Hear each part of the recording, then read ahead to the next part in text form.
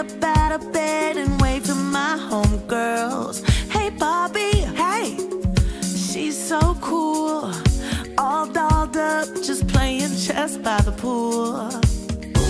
Come on, we got important things to do. It's her and her and me and you. And pink goes with everything. Beautiful from head to toe. I'm ready to go. You know, it's pink. Good enough to dream. We like other colors, but pink just looks so good on us. Dans l'univers rose bonbon de Barbie, tout est super génial. On peut défier les lois de la gravité en sautant en robe parachute, on y claque ses meilleurs chorés dans des fiestas du tonnerre, entre Barbie. Bref, life in plastic is fantastic. Mais tout va voler en éclats dans cette ambiance si parfaite quand un jour, en pleine danse endiablée, Margot Barbie balance le M-word. Je parle bien entendu de la mort, un mot tabou dans ce monde de paillettes. Et ça ne s'arrête pas là, car Barbie va subir d'autres changements inquiétants, comme l'eau froide de sa douche, une chute du toit, mais surtout, elle attrape les pieds plats, ce qui effraie toutes ses copines Barbie. Serait-elle bretonne ? Barbie New. Pendant ce temps-là, dans le monde gris des vrais hommes, un drame se présage. Au sein d'une base, tout le monde s'active pour répondre à une urgence nationale. Barbie a les pieds plats. Et un certain Oppenheimer a la solution. A la solution ? Oui, construire et faire péter une bombe.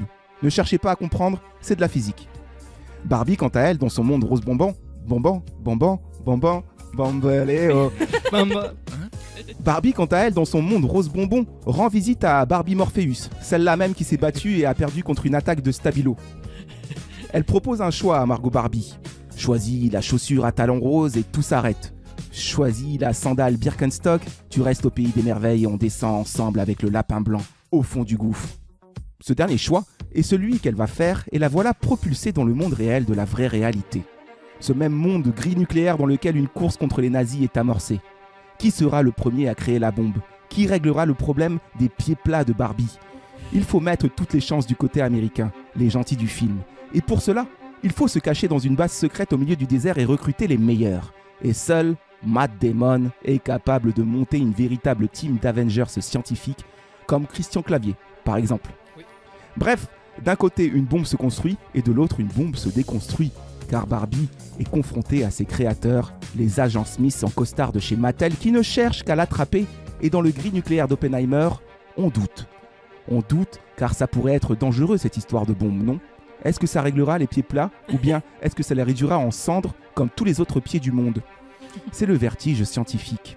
Bref, si vous détestez Barbie, cet épisode est fait pour vous. Si vous détestez Oppenheimer, cet épisode est fait pour vous. Et vous savez quoi ? Si vous les aimez, cet épisode est fait pour vous. Mais sachez une chose, comme le dit Denis, à la fin, il n'en restera qu'un. Ou une, on verra. Voilà l'histoire que l'on s'était imaginée après cette fête des films avec le versus BA du film de Greta Gerwig d'un côté et celui de Christopher Nolan de l'autre, le tout opéré dans notre épisode numéro 115. Mais qu'est-ce que ça raconte en vrai ? Douille ou pas douille, nos avis, ceux de la presse et surtout, qui sortira grand vainqueur de cet improbable duel ? C'est parti pour le match retour de Barbie versus Oppenheimer. DJ, kick that shit. Ça te fait mal quand on te tire dessus ? Je ressens les blessures. La douleur est une simple information. Votre discours était très éclairant. Très éclairant. C'est du blabla, oui. T'intéresses à qui ? T'intéresses à quoi, toi ? Est-ce que t'en as de la considération ? Tu déconnes, non ? T'as aucune notion, t'as fait 40 films, t'as même pas assimilé un minimum de technique. T'es nul. Bonjour et bienvenue dans le match retour de Barbie contre Oppenheimer. Il fait un AVC. Un combat entre les deux réals Greta Gerwig et Christopher Nolan. Après cette battue, avec nos teams respectives autour de leur BA, sont avec moi autour de la table pour revenir en délibération sur ces films. La team Barbie, d'un côté, Clémence qui est là. Yeah, Barbie Power. Johanna aussi qui est là. Salut. Clément aussi qui est là. Yeah. Voilà, vous représentez tous trois la team Barbie dans l'épisode BA. Et la team Oppenheimer, Martin, qui est là. Bonjour, je suis bien présent. Bonjour Martin, moi-même, qui suis là aussi. Bonjour à tous. Bonjour à toi. Bonjour Romain. Et Kevin, qui est en fait un traître, rappelons-le. Bonjour. Cet épisode, ça va être de la bombe. Qui était un agent double tout droit venu de Barbieland pour tout snooken. C'était Alan. Je suis Alan. C'était le Alan, voilà, C'est c'est moi. ça. Le seul et l'unique. Voilà, c'était nos teams respectives dans l'épisode de BRB qui marche bien. Merci à tous les auditeurs, auditrices. C'est un épisode, voilà, c'était un petit test, mais qui fonctionne très bien au niveau écoute, donc ça fait plaisir. Comme on dit dans le sud-ouest. Les spoils, on va préciser que d'un côté comme de l'autre, 100%, 100% rose bonbon, 100% boum boum bam bam, gris nucléaire, ça va y aller. Donc si vous n'avez pas vu les films, bah déjà j'imagine que vous n'êtes pas là, donc je parle dans le vide. Hein. Il y a un concept, hein. C'est vertigineux ce qui se passe là. Si vous écoutez pas le podcast, c'est pareil. Oui, ça va être 100% spoiler, donc on vous prévient, hein, voilà, à vos risques et périls. On va tout divulgacher, plus ou moins. Du moins, ce dont on se souvient. On vous dira si la bombe elle pète ou pas. Ah, ça. Et où? Indice. Au Japon. Ok. Comment on va s'organiser? Alors, on va essayer de faire ça un peu en mode versus, comme on avait fait pour la BA. On va choisir avec la roue de la chance. Vous savez, la roue de la chance, c'est ce qui détermine. Oui. Parce que bon, notre histoire imaginée en mode croisé, évidemment, vous avez bien compris qu'Oppenheimer s'est pas battu pour savoir qui aura les pieds plats de chez Barbie ou pas. Ouais, mais j'aurais aimé que ce film existe. Écoute, les internautes ont déjà fait des bandes annonces mélangées et tout, et ça donne des trucs plutôt pas mal. Je vous invite à les regarder sur YouTube. Ils ont mélangé le monde de Barbie chez Oppenheimer et vice-versa. C'est vrai que c'était le grand duel, hein, mais tout Internet s'était emparé de ça, quoi. Ouais, carrément. Il y avait plein de montages et tout, c'était très drôle à voir. Et on a bien saisi l'opportunité. La preuve, c'est que notre épisode marche bien et on est content. Et je l'ai déjà dit. Et on va se lancer du coup dans le vrai résumé de la vraie réalité, des vraies histoires, de ces vrais scénarios, de ces vrais films, de ces vrais réalisateurs, du vrai cinéma. Châtelet-Léal, rappelons-le, qui est le plus grand cinéma du monde. Plus fréquenté. Plus fréquenté. Je sais pas pourquoi je dis ça. C'est Mais juste attention, punaise de lit dans la salle 10. Oui, J'ai vu les trucs. Non. Dans la salle 10 Salle 10, punaise de lit. Alerte. Ah ouais? Oui. Ouais. Ah, j'y étais il y a pas longtemps. Moi, j'en ai jamais vu, ça ressemble à quoi des punaises de lit? C'est comme des punaises normales, mais Mon Dieu, que tu es innocente. Qui dorment. Disons Bah, que... tant mieux, je suis très contente d'être Je te innocente. souhaite de ne jamais en voir. Ouais, disons que quand on a chez toi, tu le sais. Des punaises c'est qui sont horrible. allongées, tout simplement. j'ai perdu le film. Punaise. On allait faire le vrai résumé. Voilà, je vais choisir. Du coup, on va lancer 2 fois la roue de la chance. Mais non, 2 fois. Et ouais. La C'est fou, ça. double roue de la chance. Qui va résumer Barbie? C'est parti déjà pour commencer. Ouais. On lance. Je on lance lance, le on premier lance. round.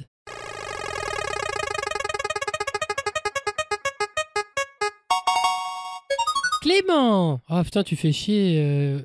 Ah, il est là, le calculateur. Calculator. Je savais pas Oui. qu'il était là. Ouais, tu sais, il adore la roue de la chance. Et qui résumera du coup la team Oppenheimer, enfin le film Oppenheimer? Eh ben, c'est encore Clément, ce serait drôle. Ce serait marrant, mais je l'enlève quand même. On enlève.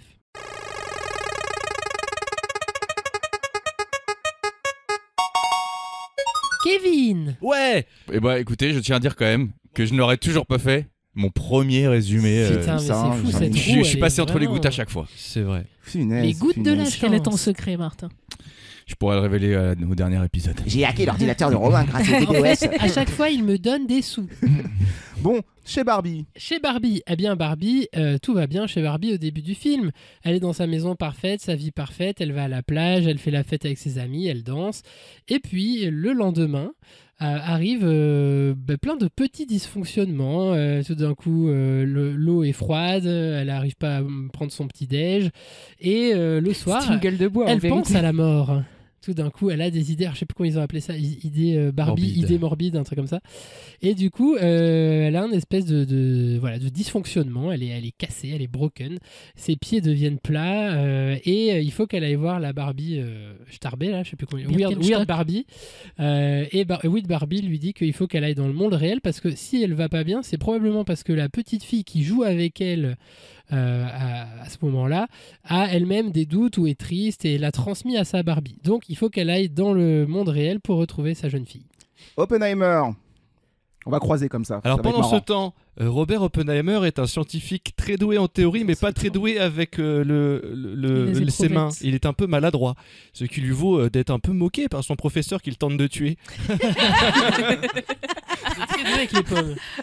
Néanmoins, il se fait repérer grâce à son talent théorique et qu'est-ce qui se passe dans quel ordre j'ai oublié. Mais en tout cas, il finit par mener le centre. Pas sur moi. Il va à la si, il de devient Halle, prof à la fac. Oui, il devient prof à la fac et puis après, il est À désigné Berkeley. par l'armée pour s'occuper de Fort Alamo, je sais plus comment ça s'appelle, pour créer la bombe atomique pour Los contrer les nazis. Alamos. Il y a des historiens qui sont en train de se tirer une balle là. J'ai oublié comment ça s'appelle. Fort Alamo. Oppenheimer à Fort Alamo. Mais c'est un nom comme ça, arrêtez. C'est à Los Alamos. Contre Clovis Dans et le Charlemagne. Voilà, s'ensuit alors une course contre la montre pour faire la bombe avant les nazis. Chez Barbie. Barbie part donc dans le monde réel à la recherche de la petite fille qui joue avec elle. Et quand elle prend sa magnifique voiture rose, elle découvre que dans le coffre, il y avait Ken qui s'était infiltré dans le coffre. Et si, je te jure.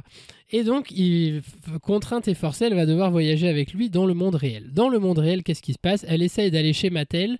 Non, elle essaye de retrouver la petite fille qui joue avec elle. Elle retrouve cette petite fille, mais cette petite fille s'en fout complètement des Barbie parce que c'est devenu une ado gothique un peu chiante et qu'elle ne joue plus avec Barbie et qu'elle dénonce l'aspect sexiste de Barbie et le fait que ça force à avoir des représentations parfaites des femmes, etc. Bref, elle aime plus Barbie.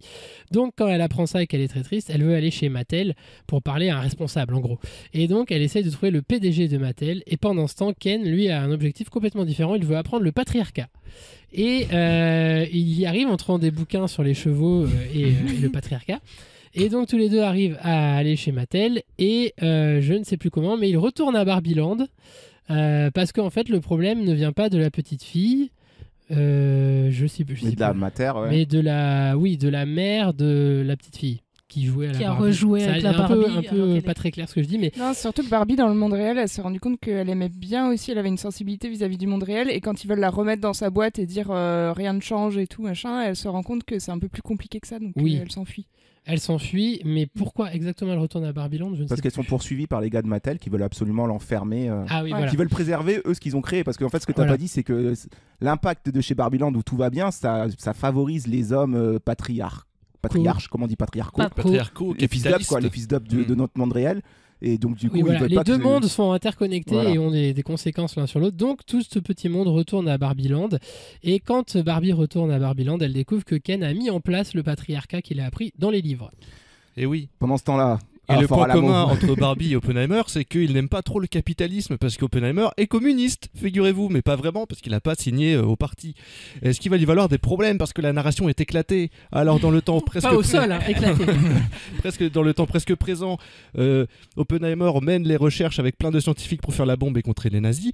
Dans le passé, on voit qu'il était un peu communiste. Dans le futur, mais pas vraiment le futur, parce que c'est le passé de notre époque, il y a quand même un procès qui est en fait un coup monté pour le décrédibiliser. Parce que l'inventeur du gin, Lewis Strauss, pas l'alcool, est très mécontent parce qu'il a été humilié par Oppenheimer qui n'a pas voulu en gros être le chef de son département scientifique. Il est humilié pour je sais plus trop quoi, ça j'avoue j'ai pas compris. Excusez-moi tous d'ailleurs, je voulais dire, est-ce que quelqu'un a compris la vanne qui fait que le mec s'est senti humilié? Parce que j'ai essayé de comprendre pendant tout le film mais j'ai pas compris. Avec du lait, de la bière. En fait c'est ça, c'est que Lewis Strauss il émet une théorie sur les isotopes et Oppenheimer les Barbie Barbie. Et Oppenheimer il fait une blague avec du lait et de la bière là-dessus et ça l'humilie. Mais j'ai pas compris la vanne. Il dit les isotopes c'est pas top. S'il y avait seulement ça que j'ai pas compris. Enfin bon bref, vas-y Kevin, continue. Donc voilà, donc le film après prend le tournure d'un thriller politique sur comment Oppenheimer a été, enfin la tentative de décrédibilisation de Oppenheimer pour justement créer la bombe H du côté du gouvernement américain, alors qu'Oppenheimer, après avoir créé la bombe A et connaissant les conséquences d'une telle invention, est plutôt du côté de se dire peut-être qu'il faut qu'on arrête les conneries les enfants. Et pour finir chez Barbie, on va terminer Barbie. Les conneries, les enfants, Ken est en plein dedans. Puisqu'il a installé le patriarcat à Barbieland, donc c'est devenu une espèce de gros truc où les femmes sont des servantes. Un nid de beauf. Et un nid de beauf, et où les femmes ont été complètement lobotomisées par le patriarcat. Et du coup, Barbie, aidée de la petite fille et de la mère, décide de délobotomiser les femmes. Et donc, une par une, elle arrive à regagner chaque Barbie. Et les Barbies, à la fin, renversent le patriarcat. Les hommes se battent. Avec un plan en 3 étapes. Avec un plan en 3 étapes dont je me rappelle plus. Et les hommes se battent entre eux à coups de fléchettes en plastique et de ballons de plage. Et à la fin, il est convenu que le matriarcat, c'est quand même mieux. Et que les hommes, il faut pas trop qu'ils soient... qui souffrent trop leur gueule parce que c'est quand même un peu des connards.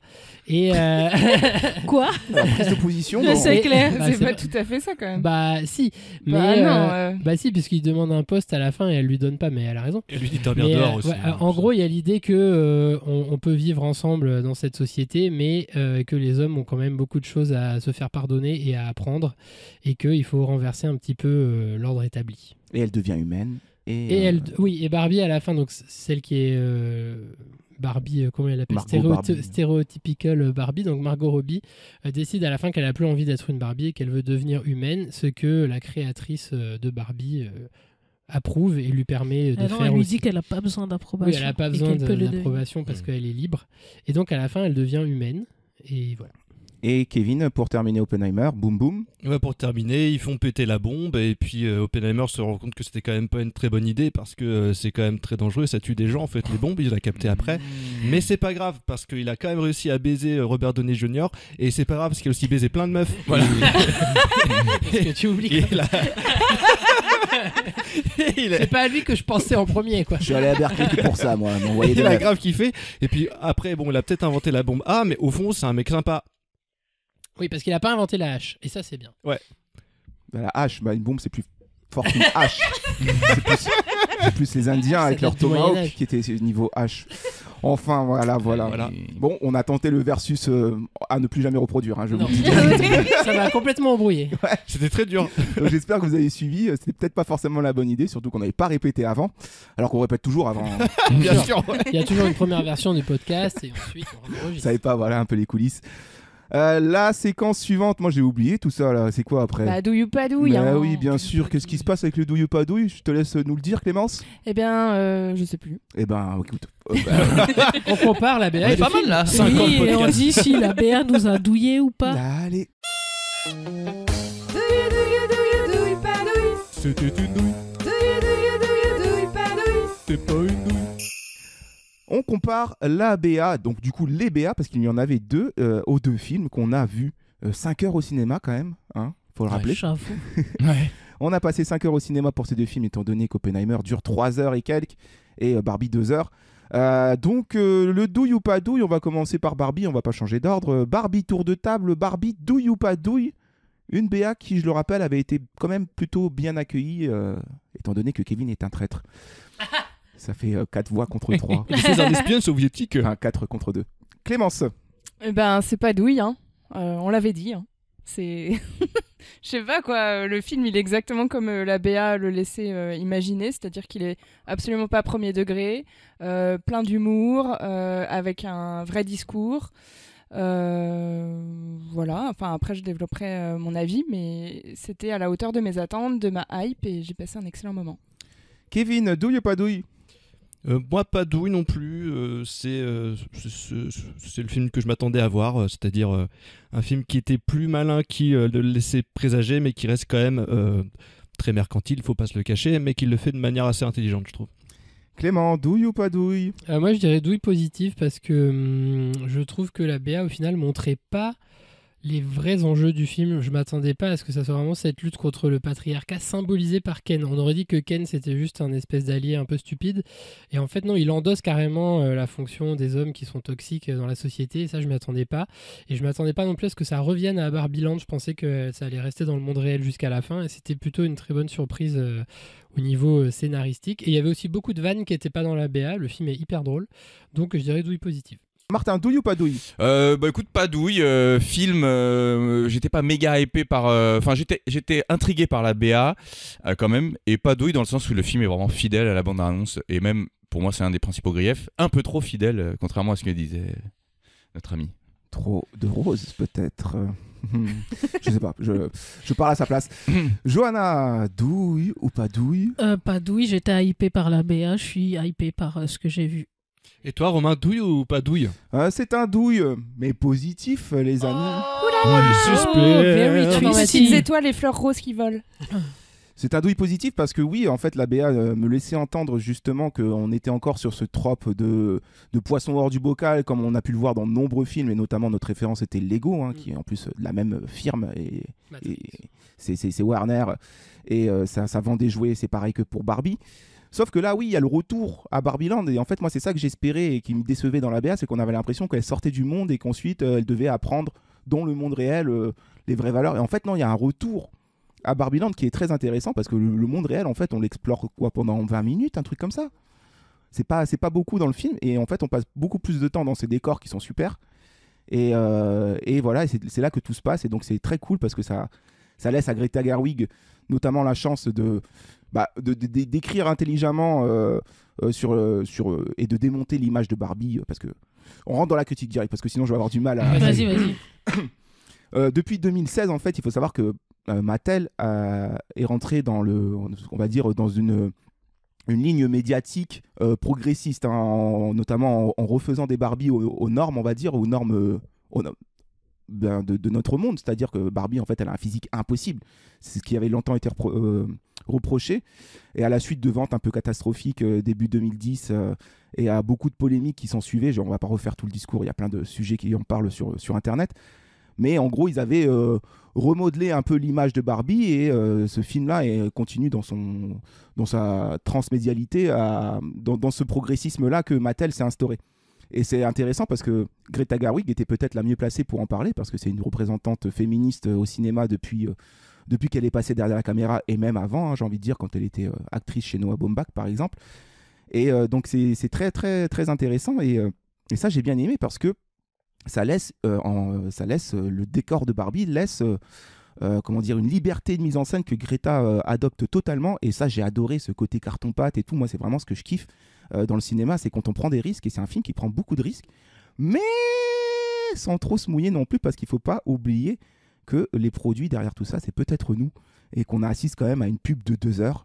On va pas se mentir, c'est sûr que c'est bien fait, c'est plus intelligent que d'autres films comme Transformers ou pour la marque Hasbro ou G.I. Joe par exemple qui s'appuyait juste sur le lore instauré par les jouets et tout, etc. Là, c'est un propos féministe, donc on est dans ce progressisme-là de Mattel qui souhaite redorer leur blason, mais dans le but de vendre aussi quand même, parce que cette place, on l'a achetée et tout, etc. Donc c'est une pub énorme, mais moi, j'ai un peu de problème avec tout ce côté marketing-là, qui me laisse un peu, qui m'a fait un peu retomber à la suite de mon visionnage, même si j'avoue avoir passé quand même un très bon moment. Kevin, je te laisse rebondir sur ce que je viens de dire. Oui, je voulais rebondir là-dessus, parce que moi, justement, je trouve que c'est vraiment le point positif. C'est que, évidemment, c'est un film Barbie, forcément, il y a des enjeux marketing derrière, et forcément, Mattel, ils veulent vendre des poupées. Et là où je trouve que c'est intelligent comme film, c'est que Greta Gerwig, elle est consciente de ce truc-là, et malgré tout, elle arrive à retourner le truc et à s'en servir pour faire passer son message. Et je trouve que c'est assez malin, parce que l'équilibre est très bien fait, et certes, ça va faire vendre des Barbie, peut-être que le but de base, c'est d'en vendre, et que c'est un peu du point de vue de la marque de mettre un peu de la poudre aux yeux. Néanmoins, ça fait un bon vecteur de communication pour les idées. Si justement ça doit passer par ce biais-là, je trouve que c'est quand même pas mal, quoi. C'est un bon moyen de le faire. Je rebondis, mais juste moi, ce qui me fait peur, je suis d'accord avec toi, je suis évidemment d'accord, parce que c'est vrai que le film est dans ses propos féministes, et le fait de nous ouvrir les yeux sur notre société via un modèle aussi iconique que Barbie, qui a longtemps été polémiqué justement par les complexes qu'elle pouvait amener chez les jeunes filles, et toute son histoire depuis 1959, l'année de sa création. C'est vrai que c'est très très bien fait, mais moi j'ai peur que ça ouvre des portes à d'autres à qui ça va donner des idées, et que du coup le blockbuster familial de l'été ne devienne plus que ça, faire des films certes intelligents mais qui sont une pièce d'un puzzle marketing plus grand pour faire vendre et encore vendre, et ça me fait un peu flipper. Clément. Alors ouais, 2 trucs. Déjà, je trouve que le film n'est pas que féministe, il est aussi très critique envers Barbie. Et ça, je trouve que c'est une des grandes réussites de Greta Gerwig à laquelle je ne m'attendais pas, c'est qu'il y a plein de moments où on questionne quand même qu'est-ce que Barbie a construit chez les petites filles des décennies précédentes, en quoi c'est problématique, notamment avec la scène de la petite fille qui parle directement à Margot Robbie. Et je trouve qu'elle est très lucide sur l'ambiguïté qu'il y a autour de ce jouet. C'est-à-dire que d'un côté, c'est un jouet qui a permis à plein de petites filles d'arrêter de jouer avec des poupons et de jouer avec des femmes qui pouvaient représenter des modèles, parce que tu as Barbie astronaute, Barbie médecin, etc. Et donc ça a créé peut-être des vocations dans des imaginaires, et en même temps elle est aussi très lucide sur le fait que physiquement c'est une sorte d'idéal impossible à atteindre pour les femmes, qui leur met beaucoup de pression, et pour les petites filles. Et ça, je trouve qu'elle adresse bien ça dans le film. Il y a vraiment cette ambiguïté autour du jouet, et honnêtement Mattel, c'est vrai que voilà, c'est un film qui est un film de commande, c'est un film pour vendre des jouets derrière, mais je trouve qu'ils ont eu au moins l'honnêteté de reconnaître leur héritage aussi un peu problématique, et c'est pas toutes les marques qui font ça. Et j'ai envie de dire, après, pour répondre à ce que tu disais, Romain, est-ce que tous les blockbusters sont pas faits au fond pour vendre des produits dérivés? C'est-à-dire que est-ce que le problème c'est que ça soit au départ des poupées qu'on en ait fait un film, ou est-ce que ça c'est pire que Star Wars qui est au départ un film et qui sert plus qu'à vendre des jouets et des jeux vidéo, tu vois? Et je me dis enfin pour moi il n'y a pas de les deux sont pas très bien, mais produisent certaines fois des bons films, donc c'est tout le paradoxe. Et je trouve qu'elle a vraiment un regard sur le capitalisme qui est vraiment très intéressant, très acerbe, et j'ai trouvé que c'était un film brillant au niveau de son propos. Et je reviens sur ce que j'avais dit dans la BA, c'est que il faut pas oublier que ce film s'adresse aussi aux petites filles, et que si tu vas voir ce film avec ta gosse, putain, tu prends une énorme claque de féminisme et de lutte contre le patriarcat et tout. Et si ça peut aider à construire des femmes et des hommes aussi plus progressistes pour plus tard, déjà le film pour moi il est réussi, et j'en attendais pas autant de la part d'un film de jouet entre guillemets, tu vois. Et c'est là où je trouve qu'ils ont eu vraiment un coup de génie de filer le film à Greta Gerwig, même si c'était très risqué pour eux parce qu'à plein de moments elle défonce Mattel, mais c'est que ça en fait une réussite aussi critique, parce qu'il y a les critiques aiment beaucoup le film, le public aime le film, et je trouve que voilà, ça pour moi c'est aussi un message pour les studios, c'est que quand tu prends un vrai auteur et que tu lui donnes n'importe quel matériau, il peut le rendre intéressant. Et j'espère que les studios et la suite des films de jouets à venir vont suivre la même truc, et pas juste faire un univers étendu Marvel de jouets, quoi. Ce qui est un peu la tentation. Je pense qu'ils ont annoncé qu'ils allaient faire 14 films, la Mattel. Voilà, c'est ça. Il n'y a pas une forme de cynisme déguisé un peu dans tout ça, en fait. Oui, mais si ça part d'un film qui au départ est très bon, au moins on aura eu celui-là, tu vois.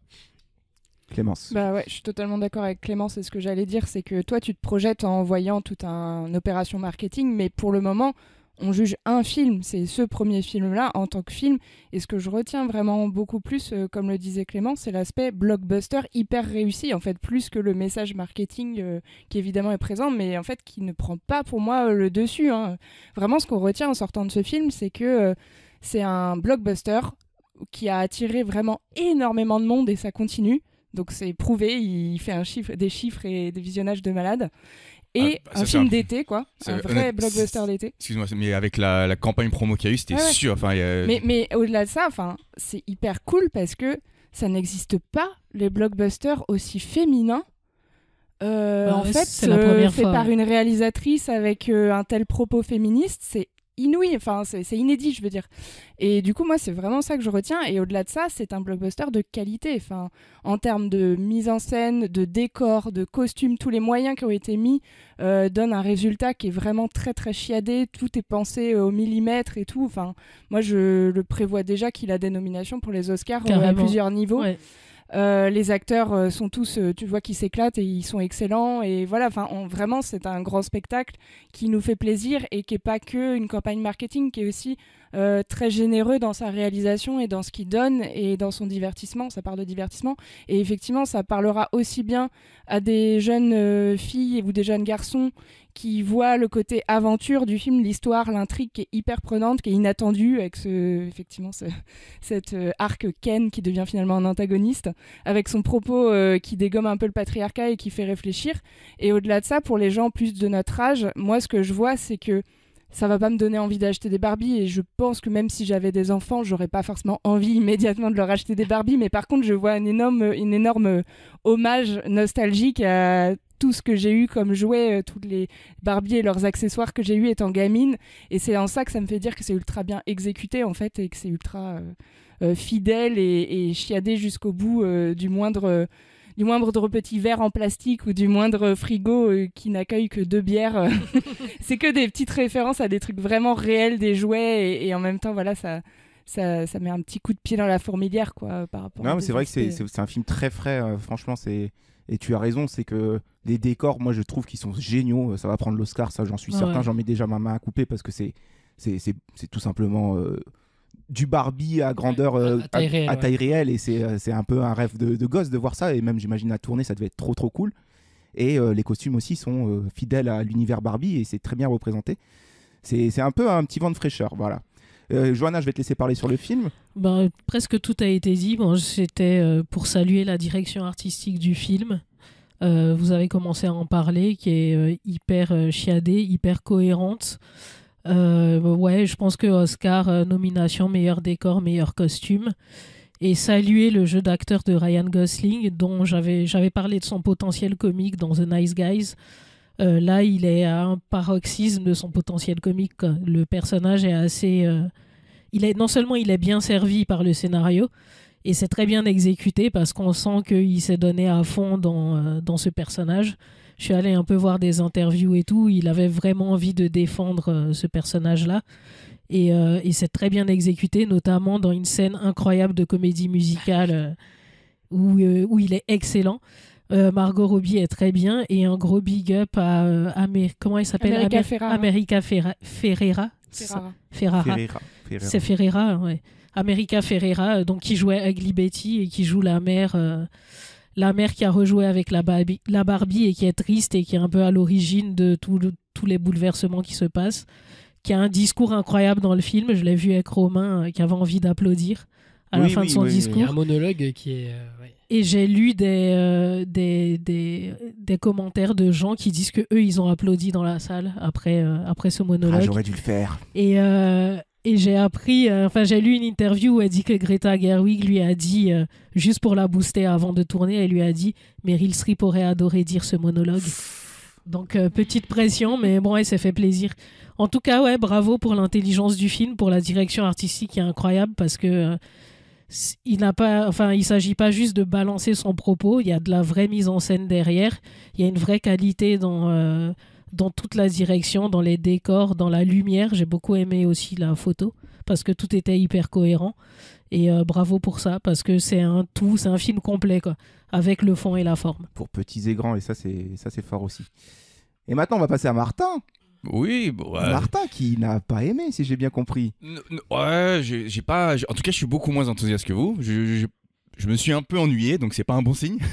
Je vous rejoins sur pas mal de points positifs quand même. Déjà, c'est vrai que c'est important qu'un blockbuster, un film avec autant d'écho et un propos féministe assumé, important, en plus réalisé par une femme. Il y en a de plus en plus des réalisatrices, mais voilà, ça, je vous rejoins sur ce point-là. Sur les décors aussi, c'est quand même une belle création d'univers, ça j'ai trouvé ça cool. Et il y avait un autre point que j'avais bien aimé, c'était Margot Robbie tout simplement, que je trouve toujours aussi forte, toujours aussi bonne comédienne. Je crois que je l'ai appréciée dans tous les films que j'ai vus. Voilà, mais pas mal de choses qui m'ont déçu. La première, c'est qu'en fait, contrairement à ce que disait Clément, effectivement, il y a un retournement au milieu du film qui est un peu inattendu, mais sinon, à part ça, j'ai l'impression d'avoir vu tout le film dans la BA. Ça m'a un peu gêné.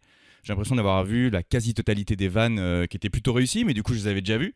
Donc ça aurait pu me plaire. Je pense que j'aurais beaucoup plus apprécié le film sans avoir vu la BA, à mon avis. Malheureusement, on ne fait pas ça ici. Oui, c'est pas trop le concept du podcast. Non, mais ça arrive sur certains films que les BA en dévoilent trop. Ryan Gosling, j'ai eu du mal, en fait, après le film, je me suis dit que j'aurais peut-être préféré que ça soit un acteur moins connu. Parce que j'ai eu du mal à enlever Ryan Gosling. Je voyais tout le temps Ryan Gosling, en fait. J'avais du mal à voir Ken. Et c'est vrai qu'il est marrant, mais au bout d'un moment, il m'a un peu saoulé, quoi. Je sais pas, j'ai trouvé ça un peu... mais je crois que c'est son rôle qui est écrit comme ça oui, aussi. Oui, c'est vrai. C'est peut-être le... Non, ouais, aussi dans le point positif, le truc vraiment que j'ai bien aimé, un de mes passages préférés dans le film, je crois que c'est dans la deuxième partie, c'est quand vraiment sont appuyés tous les travers des mecs, là, quand ils font de la guitare, quand ils draguent comme des lourdeaux. Le mansplaining et les chevaux, putain. Ça, là, dans cette deuxième partie, je crois que c'est la partie qui m'a fait le plus rire du film.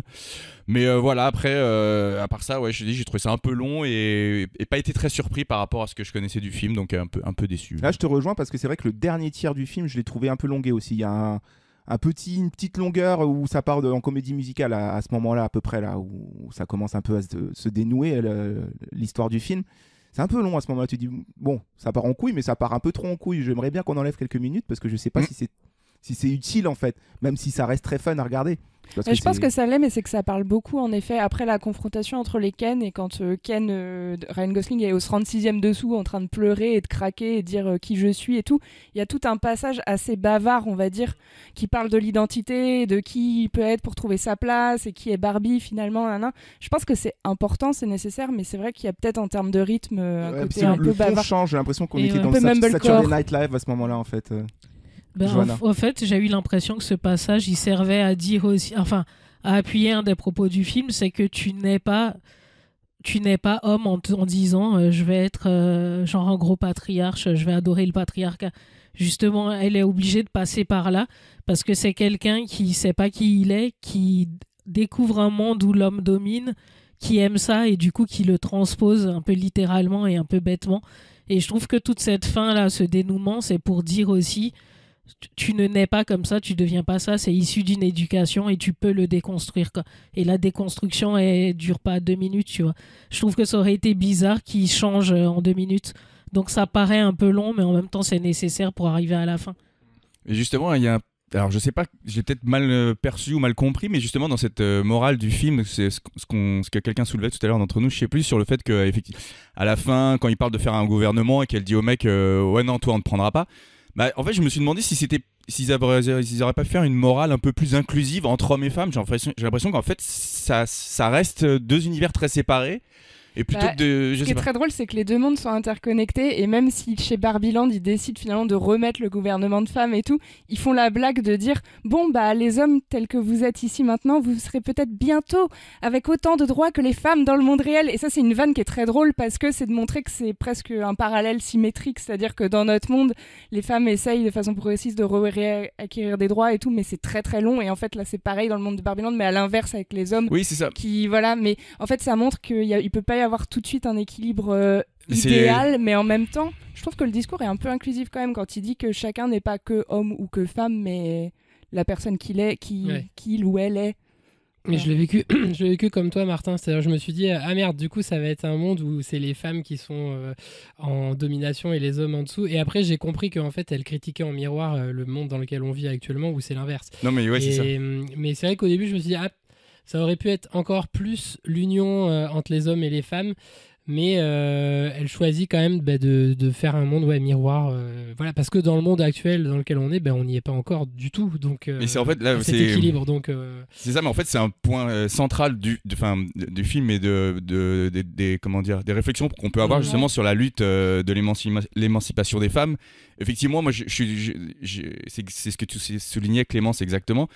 C'est que j'ai, dans ces réflexions, c'est vrai que moi, j'aspire à une société d'équilibre. Bon, l'équilibre n'existe pas, mais en tout cas, où les droits des femmes seraient à peu près les mêmes que ceux des hommes, ou au-dessus ou en dessous, mais je veux dire... Tendre vers l'équilibre, en tout cas. Ouais, c'est ça. Non, mais même l'équilibre parfait n'existe pas, mais en fait, ce qui me fait peur, c'est de passer d'un équilibre à un autre, et ce qui m'a un peu dérangé dans le propos du film, voilà, c'est tout. Moi, ce qui est positif, c'est que le film fait se poser cette question, en tout cas. Oui, donc, oui, il est quand même conscient qu'effectivement, il peut y avoir vite une inversion injuste d'un côté ou de l'autre. Moi, j'ai eu l'impression que ça soulignait justement, attention, si on a une volonté de rééquilibrer, ne tomberons pas dans l'extrême inverse. C'est comme ça que je l'ai reçu. En parlant d'équilibre, je vais repartir sur Mattel, parce que c'est vrai qu'on tape sur Mattel, clairement, et puis bon, c'est voulu, c'est pas Greta Gerwig qui a imposé son truc, parce que c'est eux qui donnent l'accord en fait au final, c'est leur produit.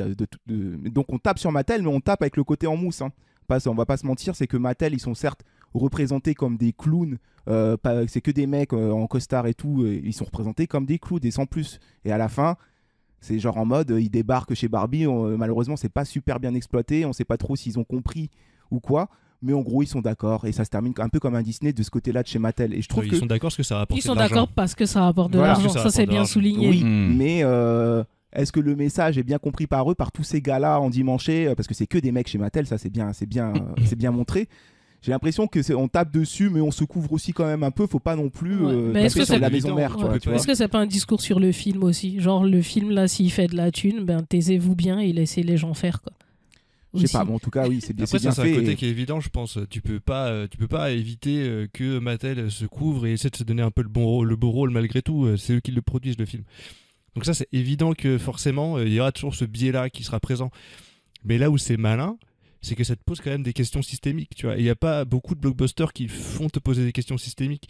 Et je rebondis un peu sur ce que vous disiez là sur l'équilibre justement entre les droits des hommes et des femmes, et finalement ce qui est dénoncé c'est le système, c'est même pas une question de déséquilibre qui serait dû à l'identité du genre, c'est vraiment le système, il fonctionne d'une certaine manière, et si on fait un système équivalent mais avec des normes qui changent, avec des bases qui sont inverses, bah, ça sera le même résultat. Donc en fait ce qui finalement je trouve que Barbie, certes ça parle du féminisme, mais le féminisme c'est aussi, enfin, j'ai l'impression, une conséquence de la lutte contre les systèmes un peu, je veux dire, capitalistes pour être dans la généralité, même si c'est simplifier le propos, mais pour moi c'est ça, c'est vraiment un film qui se sert du système pour le dénoncer en ayant conscience qu'il en fait partie. C'est tout le paradoxe des gens qui sont contre le système finalement, et ça nous met aussi face nous-mêmes à nos paradoxes à nous. Oui, puis à la fin elle veut plus être Barbie, donc c'est comme Barbie. si elle renonce non seulement au statut de femme tel qu'il est à Barbieland, mais aussi dans le monde réel, mais elle renonce aussi un peu au capitalisme quelque part. C'est ça. C'est comme si d'avoir vu tous ces trucs chez Mattel, elle se disait bon en fait c'est pas pour moi, et voilà. Et ça c'est quand même intéressant aussi d'avoir une héroïne qui ne veut plus être l'ambassadrice de la marque qu'elle représente. Et est-ce que quelqu'un peut m'expliquer le personnage de Alan? J'ai pas du tout compris. C'est un produit, c'est un vrai, c'est le copain de Ken, c'est vraiment poupée. un jouet en fait qui a été sorti et qui a été un peu vite abandonné. C'est pour ça qu'il joue là-dessus en disant bon. Oui, mais de base c'est une ref, mais je trouve qu'il est intéressant parce qu'il incarne aussi une forme de masculinité qui est différente au sein de Barbieland et qui ne s'y retrouve pas ni dans un sens ni dans l'autre, tu vois, et complètement.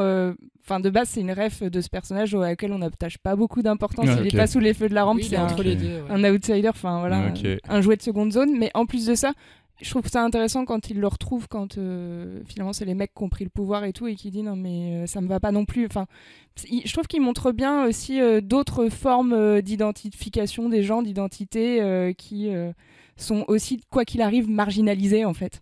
Enfin, il me semble, tu vois. Okay. Après, bon, c'est pas le truc le plus développé non plus. Non, mais je savais que j'étais passé à côté d'un truc, j'avais pas très bien capté le perso. Faut connaître bien Barbie pour avoir toutes les refs, il y en a énormément. Mais moi, ce que j'ai bien aimé, c'est à la toute fin quand même qu'elle aille chez le gynéco, parce que, en fait, mine de rien, Barbie, c'est un idéal féminin, mais qui n'a pas de sexe. Et effectivement, le fait qu'elle revienne et qu'elle décide d'être une vraie femme de notre monde, enfin ça commence par là en fait, c'est que c'est pas que avoir des beaux seins et une plastique de rêve, mais aussi aller chez le gynéco finalement. Oui, et en plus c'est un événement, il y a tout un cérémonial. Moi je pensais qu'elle allait à un entretien d'embauche. C'est quand même la dernière réplique du film, c'est quand même costaud quoi. Et oui. Barbie plutôt bien accueillie au sein de Feta BA, malgré quelques petits défauts là qui font un peu couac, en espérant, moi c'est mon avis, que tous les autres blockbusters de l'été qui arriveront ne vont pas s'engouffrer dans la brèche, c'est-à-dire en fait tous ceux qui font des jouets, quoi. Qu'on n'ait pas un film, je sais pas moi, donnez-moi un jouet là. Monopoly. Ça existe déjà. Hein, oui, mais là vraiment Barbie est en train de péter tous les scores, et donc on a vu que l'effet de mode quand Iron Man est sorti en 2008, regarde où est-ce qu'on en est, tu vois. C'est S'ils sont tous faits comme ça, moi ça me dérange pas. Oui, mais s'ils sont tous merdiques, on pourra pas reprocher à Barbie d'avoir ouvert une brèche, tu vois. En fait, ça restera le bon blockbuster et plein d'autres merdes comme il y en a déjà. C'est juste que moi, dans mon monde idéal, je veux juste dire à ceux qui font des films blockbuster que c'est pas forcément la meilleure idée qui vous vient en tête là, parce que je les vois venir de loin et fait attends, ça me donne une idée ça. Ils vont faire un film Polly Pocket. Et j'en ai eu plein des Polly Pocket quand j'étais petite. Ça commence comme ça. On se retrouvera dans 15 ans à détruire le Polly Pocket Universe. À quand le film sur les dés? Ils ont annoncé... Tu peux en faire 6. Dice the movie. Ils ont annoncé l'actrice qui va faire dans le film Polly Pocket, mais j'ai oublié qui c'était, mais l'histoire c'est... Marlène Schiappa, je crois. C'est Lily Collins. Exactement, voilà. Et ça va être une petite fille qui sera avec sa Polly Pocket, donc qui sera Lily Collins, mais toute petite, minuscule. Genre l'Indien du placard, tu vois. Encore une fois, on verra. Déjà une histoire de jouer. Et vous avez vu que Greta Gerwig, le prochain projet là, c'est Narnia pour Netflix apparemment. Waouh, ça y est, maintenant elle est dans le game. Maintenant, elle est dans le game. Hein. Mais pourquoi refaire Narnia? Je ne sais pas.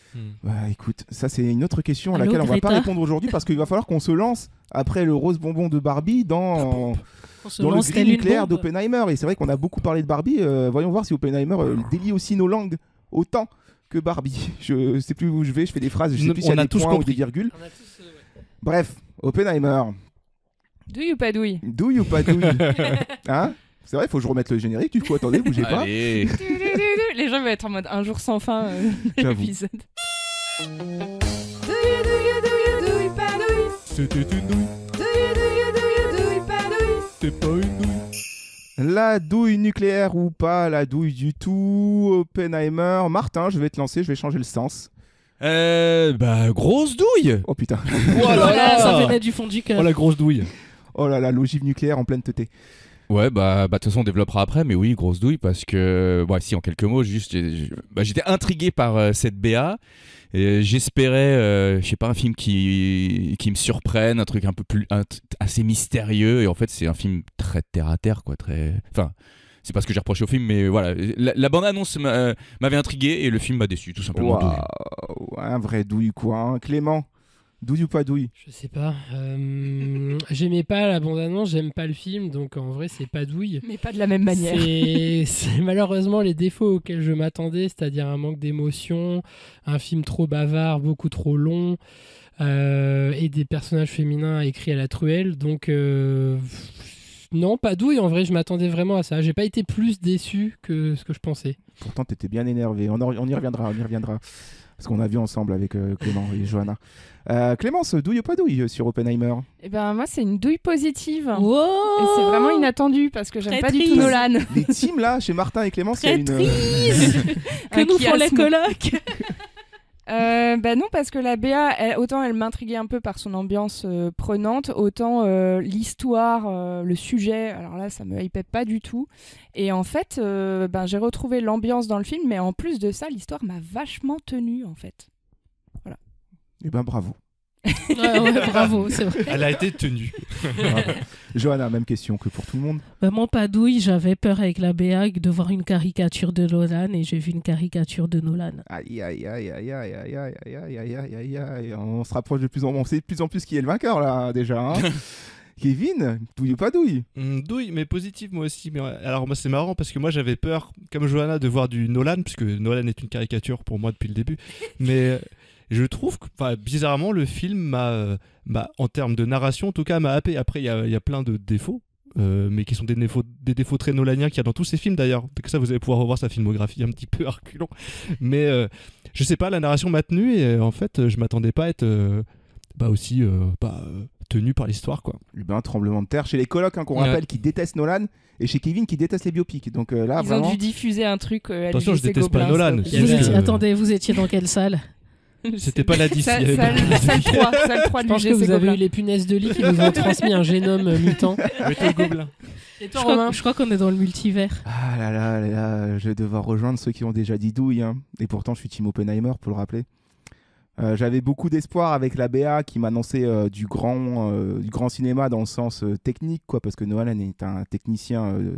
Je veux dire, il a un amour du cinéma que je partage avec lui sur tout ce qui est notamment la pellicule, la salle, les effets physiques. Voilà, l'effet de la salle pour lui, c'est quelque chose qui est très important, même limite déifié, quoi, hein, dans sa cinéphilie. Et c'est vrai que je partage ça aussi, parce que pour moi la salle c'est ça, il faut que ça vibre, il faut que ça produise des émotions, que ce soit le son, les images, tout en correspondance avec nos sens.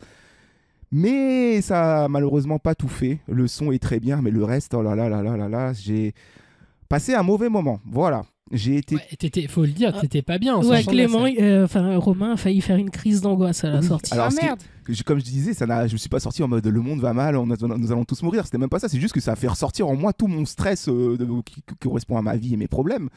Mais j'étais sorti, j'étais pas bien en fait. Et puis j'étais fatigué. Le film t'a chamboulé. J'étais fatigué dans le sens où. Commence pas Nolanette. Ça dure 3 heures et puis ça m'a fatigué parce qu'il y a énormément de blabla dans le film. Et le film, on les voit en VOST évidemment, et donc on fait que lire. Forcément, parce que je ne suis pas bilingue. Voilà, je t'avais ne comprends pas tout. Migraine ophtalmique en fait. Et à la fin, je me suis rendu compte que j'ai fait que lire pendant 3 heures. Comme ça m'a fait ça sur The French Dispatch. Arrêtez. La même chose. Je me souviens, j'avais ce même ressentiment sur The French Dispatch. J'avais passé mon temps à faire en haut, en bas. Et j'adore lire, tu vois, c'est pas le problème. J'aime le cinéma. Mais là, c'est trop. Le film parle trop. Et le film parle trop de. Enfin voilà, je sais quoi, on se lance. Vas-y, lance-toi. Vas-y, non mais lance-toi. Oui, j'ai lu l'équivalent d'un livre, quoi. Donc oui, j'ai les yeux fatigués. Et puis surtout une histoire à laquelle j'ai franchement pas tout compris, parce qu'encore une fois, Nolan nous fait du Nolan. Hein, ça fait 2-3 films qui nous fait du Nolan, dans le sens où il veut absolument tout compliquer. Pourquoi tu compliques les choses, mon ami? Je sens que tu veux mettre tout l'article Wikipédia de Oppenheimer, tu veux le mettre dans ton film à la virgule près. mais franchement, il y a des phases de sa vie, on s'en bat les couilles. Franchement, il y a 1h30 du film qui pourrait être enlevé parce que pour moi, ça change rien. Un téléchargement. C'est Nolan, il vient de t'écrire. Pas content. Je en faux. You motherfucker. Je voulais t'inviter au tournage de mon prochain film, mais fuck. Fermez les notifications. Oui, et donc le film est, je trouve, beaucoup trop complexe pour ce que ça pourrait être. Hein. Franchement, je suis pas contre l'idée qu'on me présente la vie d'Oppenheimer, mais là, je trouve que pour moi, c'est un film qui va parler beaucoup aux physiciens, aux historiens ou bien simplement aux... Et aux juristes. Voilà, Putain. aux juristes ou aux avocats. Mais c'est ça, par contre, je comprends pas cet argument parce que c'est ce que je craignais, mais ça parle pratiquement pas de physique en fait. Je trouve que c'est pas très compliqué niveau physique non plus. Compliqué, j'ai trouvé ça. Sur la physique, il y a rien. Ils disent rien quasi. Franchement, il y a une séquence du film qui doit durer à peu près 1h et demie, je sais plus. En gros, séquence. Un plan. Plusieurs séquences, mais il y a un gros passage du film qui doit durer 1h30, notamment avec Matt Damon et enfin toute la partie base secrète et construction du premier test de je sais plus comment il s'appelle. Le projet Manhattan. Oui, mais c'est Trinité. Fort Alamo. J'ai tout retenu, mais franchement, c'est inouï. Je retiens même les prénoms de personnages et tout. Voilà, le projet la Trinity jusqu'à qu'il fasse exploser la bombe, j'ai trouvé ça super. Voilà, là on est sur quelque chose qui m'a hypé et j'étais vraiment dedans et c'était très cool, mais le reste derrière bêtement comme ça, hein, parce que je vais vous laisser expliquer vous après vos trucs, mais bof, voilà, vraiment. Je vais rebondir parce que je te rejoins immédiatement sur ça. Pour moi, il y a vraiment 1h30 en trop. C'est un truc de ouf. J'ai jamais vu un truc aussi chiant de ma vie. Pourquoi ? Parce que le procès, le problème c'est que ça m'intéresse pas parce que le procès est probablement réel, très bien documenté, ça s'est probablement passé comme ça, etc. Et c'est sûrement vrai et tout. Mais ce procès, je trouve qu'il en fait rien en termes d'enjeux de narration et d'enjeux visuels notamment. Le film est très pauvre visuellement, je trouve. C'est un reproche que je fais quasiment tout le long du film, à part la scène de la bombe. Mais le procès ne m'intéresse pas parce qu'il n'y a pas d'enjeu dramatique derrière ce procès. C'est-à-dire que si, déjà c'est pas un procès parce qu'il n'y a pas vraiment de juge et tout, c'est un espèce de truc organisé dans un bureau, un truc un peu fantoche comme les États-Unis savent très bien le faire, où c'est un truc à charge contre lui, il doit repasser toute sa vie à l'oral et c'est le prétexte pour raconter le film. Et en gros, ce qui me dérange beaucoup, c'est que ce procès n'a pas d'enjeu. C'est-à-dire qu'au pire, s'il le perd, il perd son habilitation. Mais qu'est-ce qu'on s'en fout ? Je veux dire, il va pas en prison, il risque pas la peine de mort. Il y a pas aussi le risque par rapport au macartisme qui risque plus grave et pour le coup c'est ça, pas mentionné. Enfin, en tout cas, c'est pas mentionné. Je l'ai pas senti du tout. C'est-à-dire que s'il perd son habilitation, au pire, il peut plus aller dans certains bureaux où il avait l'habitude. Qu'est-ce qu'on s'en... Enfin, ce n'est pas intéressant. Et le deuxième procès, c'est la deuxième audition, c'est celle de Robert Downey Jr. qui joue Lévi-Strauss et qui s'apprête à devenir ministre. Donc, il passe une audition pour savoir s'il doit devenir ministre. Moi, déjà, ça, j'ai mis 2 heures à le capter. Et pareil, ça ne m'intéresse pas. Je m'en fous de ce mec. C'est qui ? On sait pas qui c'est. Il n'est pas important dans l'histoire des États-Unis, je trouve. En tout cas, il n'est pas important dans l'histoire du film.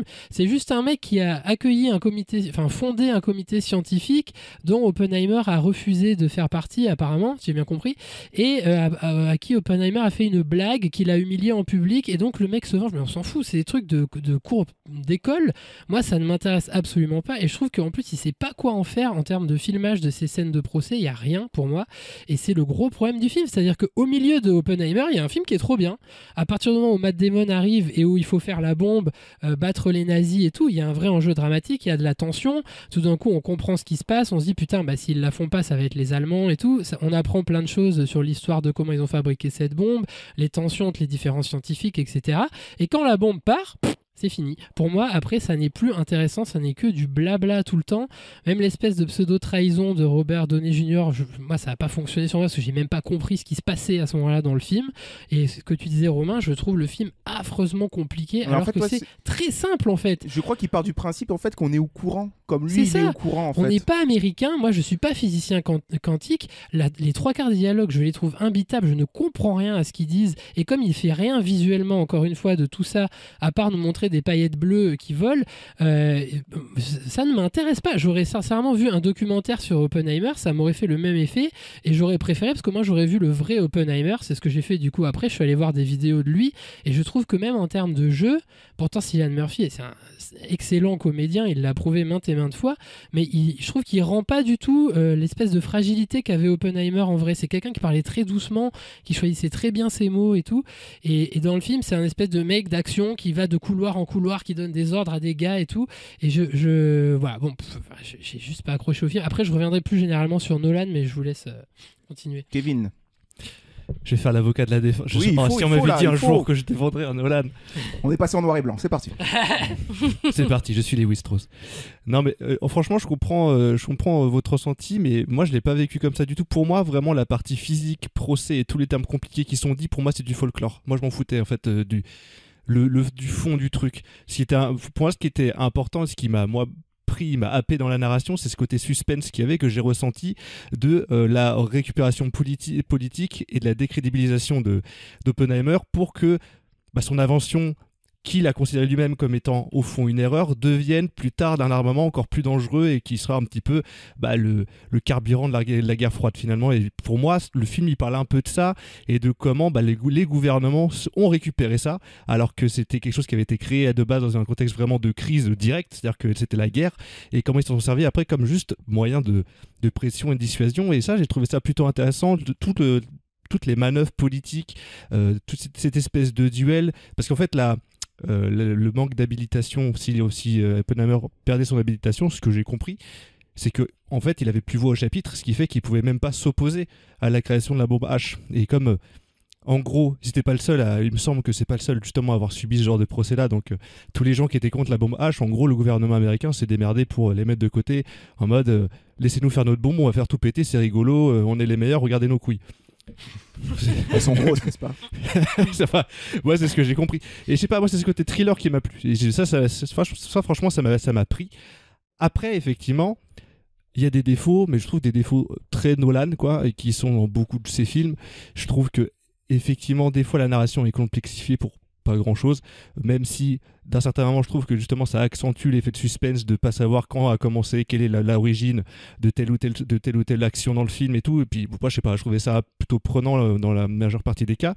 Par contre je te rejoins, je trouve que l'audition c'est pas une audition, je sais pas comment on appelle ça, mais en tout cas quand il passe devant le congrès, Lewis Strauss, oui, l'audition. Le problème, c'est que c'est un personnage qui manque cruellement de développement, ce qui fait que en fait, alors que c'est l'antagoniste, enfin oui, ce serait lui l'antagoniste du film, et au fond, on comprend pas trop pourquoi il a mal pris le truc. Et ça, pour moi, c'est le vrai défaut de narration, c'est Lewis Strauss est pas trop incarné, on sait pas trop qui c'est, même si Robert Downey Jr. Joue très bien, y a pas de souci, mais c'est vrai que tu crois pas trop au perso. Mais à part ça, bon, quand même, je trouve le film prenant, et autre défaut, je trouve. Mais ça on en parlera peut-être après, mais c'est vrai que les persos féminins c'est quand même du Nolan pur jus, quoi. C'est qu'elles n'existent pas, c'est soit la meuf un petit peu dépressive, hystérique et suicidaire et communiste de surcroît de surcroît, ou la meuf matrone qui fait le linge mais qui tient quand même le mari à la maison, parce que derrière tout grand homme il y a une grande femme, bien sûr, c'est connu. Donc, et ça je trouve ça un peu dommage, parce que après Barbie ça fait bizarre. Et puis je trouve qu'il y a une scène qui est un peu malvenue, c'est pendant l'audition où il y a une projection de Oppenheimer à poil qui fait l'amour avec Florence Pugh, mais j'ai oublié le nom du perso. Il y a de la mise en scène, enfin. Il y a de la mise en scène qui sert à rien, je trouve. C'est de la mise en scène qui est un peu voyeuriste et parce un que peu. Les femmes elles sont jalouses, tu comprends. Oui, mais qui traduit l'intérieur à ce moment-là et la détresse d'Oppenheimer. Donc là, il y a un truc. Tu vois, là, tu je suis pas d'accord parce que c'est peut-être mal fait, mais au moins il y a quelque chose. Oui, genre on le met un poil. Je suis pas d'accord tout le monde, parce que en fait la scène, ça veut peut-être te faire dire. J'ai l'impression que tu as raison, que Nolan voulait dire regardez, Oppenheimer est humilié. Et pour moi non, ça humilie sa femme en fait. La manière dont c'est mis en scène. En fait, au début, on le voit que lui à poil et je me disais c'est intelligent parce qu'il est mis à poil et là, on dit un truc, mais après on voit elle. Et alors que, et c'est d'autant plus malvenu, je trouve narrativement, que cet adultère-là n'a pas d'enjeu à aucun moment ailleurs dans le film. Donc c'est vraiment gratos, genre Nolan qui dit et regardez, je suis réalisateur. Mais passons, ça c'était un petit truc qui m'a agacé, quoi. Mais autrement, tu vois, je trouve Clément t'es un peu sévère sur le côté visuel du film, parce que certes. Attends, parce que je l'ai pas encore abordé. Si t'en as parlé un petit peu, t'as dit qu'il y avait rien à voir et tout. Mais je trouve effectivement il a fait tout des pas incroyables, mais je trouve qu'il y a des scènes qui sont quand même pas mal réussies. Moi j'aime beaucoup la scène de juste après l'explosion où il est devant tous les scientifiques et où il fait sa crise d'angoisse.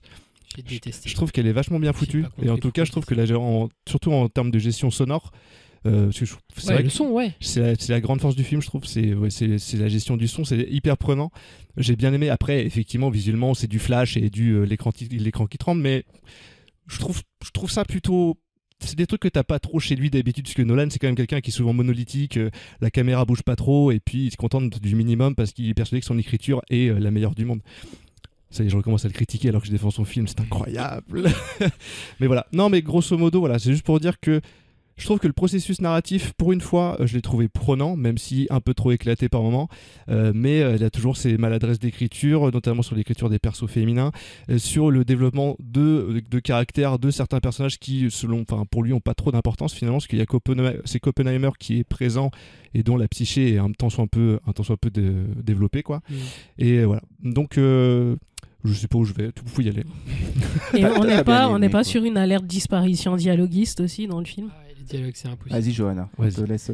Ben ouais, moi la narration éclatée, bon, c'est un choix, qui m'a pas plu tout le temps parce que y a des moments où j'ai eu l'impression qu'on me laissait en suspens au milieu d'une scène. En fait, j'ai eu un problème de montage parce que la narration éclatée, c'est quelque chose qui est très tricky à maîtriser, et là j'ai pas tout le temps senti la maîtrise de ça. Après, ça, c'est personnel. Je sais pas s'il a fait exactement ce qu'il a voulu.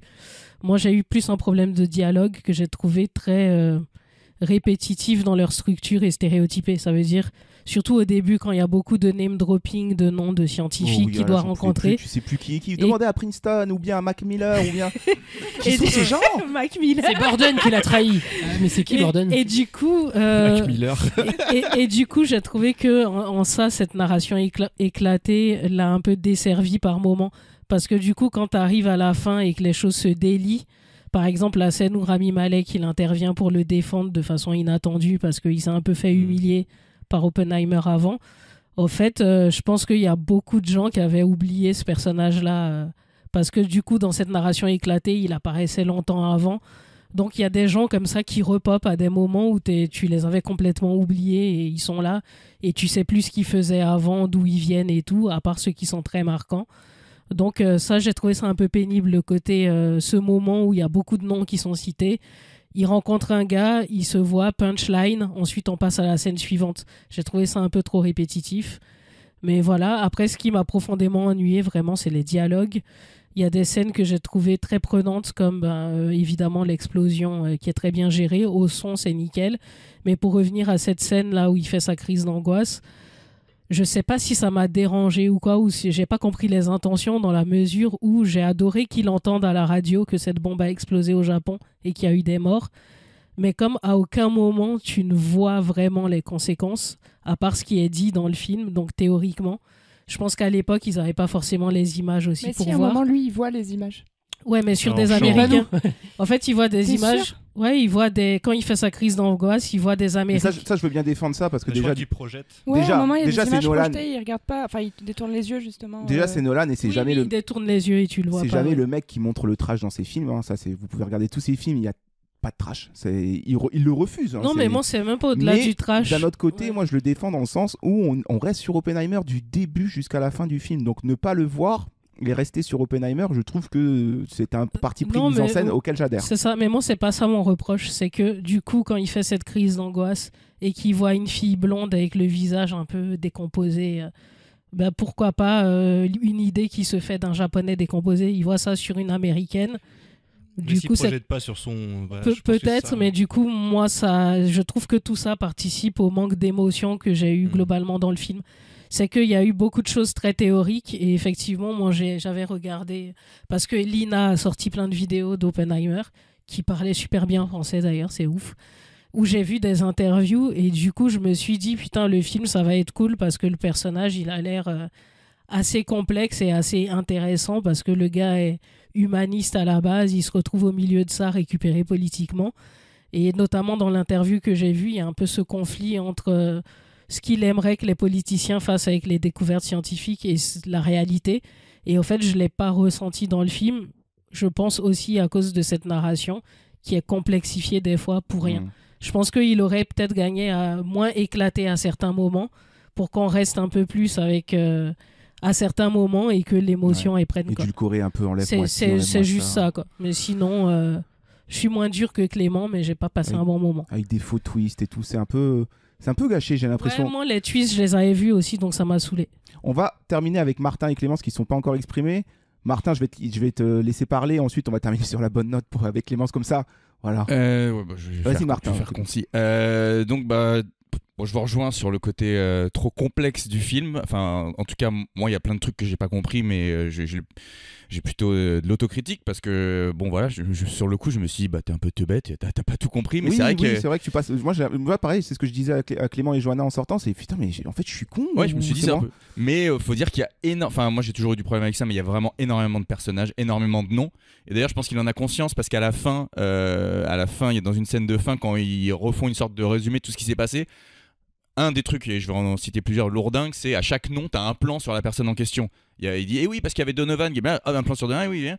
Donc je me suis dit, ok, le mec, il sait que son histoire, elle est compliquée pour qu'il rappelle au spectateur le visage de chaque. Bon, bref.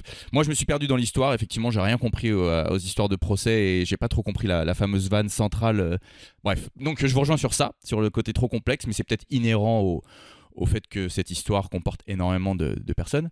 Mais ce qui m'a dérangé, il y a plein de point lourdingue, alors un point qu'on n'a pas soulevé, mais en fait j'ai eu une allergie à la musique en fait. Ouais, putain, pareil. C'est-à-dire qu'à un moment, j'ai capté, mon oreille elle a fait « Oh putain, il y a encore de la musique !» Et en fait, quand j'ai remarqué ça, il y a de la musique non-stop sur tous les dialogues. Tu te dis « Ok, donc le film est si faible qu'il ait besoin sur chaque truc d'appuyer. » C'est-à-dire que tout est appuyé par de la musique. Alors c'est peut-être le cas dans d'autres films, mais je ne l'ai pas remarqué. Mais là, je l'ai remarqué. Tenet, pareil. Et oui. Hein? C'est tout le temps le cas. Ah ouais? Et c'est pour ça qu'on apprécie le moment où la bombe explose, parce que c'est le seul moment où il y a du silence. Oui. Donc ça, c'est un des trucs lourdingues. Autre truc qui m'a dérangé, en fait, le casting. Bon, c'est-à-dire pourquoi prendre Rami Malek pour jouer 2 minutes, en fait? Pourquoi prendre autant de stars? Bon, ça m'a saoulé, je trouve ça lourdingue aussi.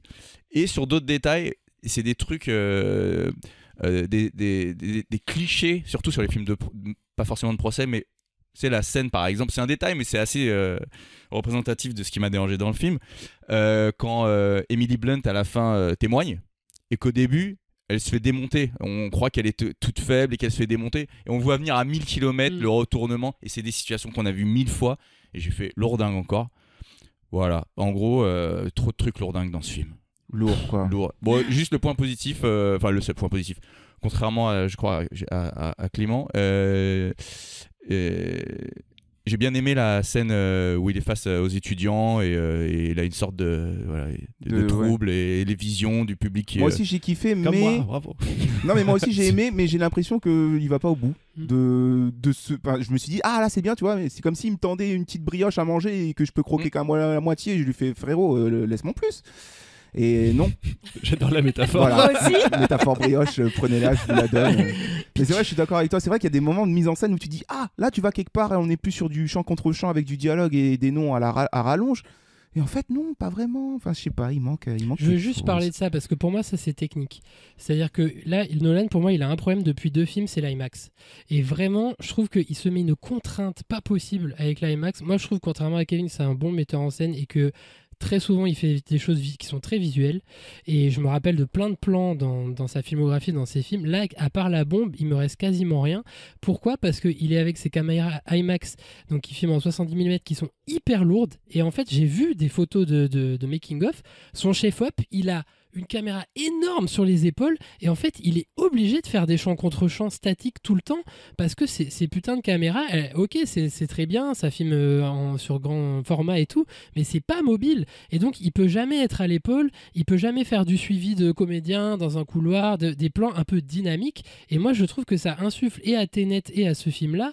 Mais Tenet c'était un film d'action, donc c'est moins gênant parce que dans la narration il y a quelque chose qui bouge plus, mais là c'est un film de procès, un film de dialogue, un film de scientifique. Je trouve que ça rend tout chiantissime parce qu'il est obligé de faire des champs contre champs fixes pour absolument tout et il n'a pas de machinerie en fait pour donner un peu de rythme à son image et à ses plans, et je pense que ça vient de l'IMAX. Et honnêtement ce film là je ne comprends pas pourquoi il l'a fait en IMAX, à part la scène de la bombe qui est dans le désert, qui est hyper impressionnante et tout, mais si c'est pour filmer des gens dans un bureau, prends des caméras transportables, mobiles, et fais des choses, bouge avec ta caméra, ça alourdit énormément la mise en scène je trouve, et ça je pense qu'il peut totalement le régler sur son prochain film. Il faut juste qu'il arrête avec l'IMAX. Ouais, ou bien, je sais pas, mets-nous un mec, par exemple, dans un camion avec des maquettes qui nous explique ce qui se passe, quoi. Avec des bruitages et tout. C'est quoi ça? On pourrait l'appeler Jamie. Avec des petits Playmobil. Il serait bien. Pourquoi la bombe elle explose? Je veux entendre Clémence. Clémence, oui, pour terminer, le grand débat du versus.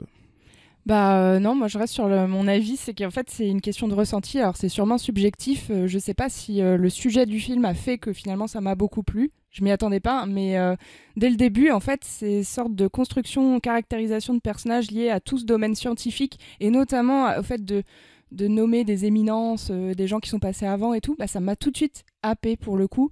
Et c'est quelque chose qui m'a beaucoup plu parce que je trouve que le film, par son mélange entre de la recherche scientifique ultra importante pour une avancée, mais qui va changer le destin du monde, plus une ambiance politique de guerre et ensuite pendant la guerre froide de suspicion et tout, et de méfiance les uns vis-à-vis des autres, le mélange de ces deux choses pour moi en font un film très ludique, en fait presque un peu Cluedo je trouve, parce que même s'il y a beaucoup de personnages, beaucoup de noms et tout, et je trouve que, je sais pas, il y a un truc quand même dans la mise en scène qui m'a fait ressentir en permanence que même dans des huis clos, dans des salles de fac ou dans les salles du fort, enfin de l'endroit qui y construit ou quoi, c'est toujours assez important d'être vigilant à qui est dans la pièce, ce qu'ils sont en train de dire, comment ils sont en train d'avancer sur leur projet, est-ce qu'il y a peut-être un espion, et d'y réfléchir. Et je trouve que la manière dont le film est narré et éclaté et tout te fait être un peu vigilant à tout ça. Enfin, je sais pas, moi ça m'a bien happé en mode il le dit assez vite qu'il y a peut-être quelqu'un qui a parlé pour les soviets et tout, donc du coup je me posais vraiment la question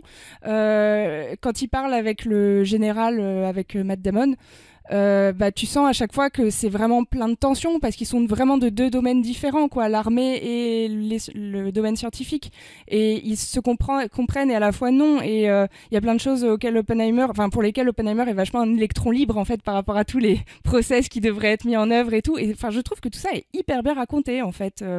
Ça m'a vachement plu et c'est ce qui fait peut-être que j'ai retenu quand même vachement bien les personnages, contrairement à ce que vous dites, mais c'est très personnel. J'étais pas perdue du tout, et même par rapport à l'aspect scientifique, en fait j'ai limite l'impression que ça m'a appris des choses, c'est-à-dire que moi je crois que je faisais pas vraiment la différence entre bombe A et bombe H, donc c'est vous dire mon niveau de base sur le sujet. Pareil, en fait là le film il m'a vraiment fait comprendre, mais vraiment, enfin je me suis dit et ça m'a fait trop plaisir, je me suis dit alors, ok, quelle je est cette comprends. différence? Mais du coup voilà, voir si c'était la bombe A. Exposé. Et puis après en plus ils utilisent des termes, tu vois, c'est peut-être romancé, mais en tout cas c'est bien fait, le côté parler de super bombe pour la bombe H, donc tu comprends tout de suite que c'est pas le truc qu'ils vont faire tout de suite, mais que c'est bien plus dangereux encore. Je sais pas, le principe de remplir leur vase de verre là avec les billes, enfin je sais pas, je trouve qu'il y a des trucs qui sont quand même vraiment imagés, qui t'aident énormément, et que enfin vraiment j'étais jamais perdue, et ça je m'y attendais pas parce que j'ai été complètement énervé de bout en bout durant Tenet l'année dernière, enfin il y a 2 ans. Nolan il peut me perdre de ouf quand je regarde Inception, je suis en PLS et tout.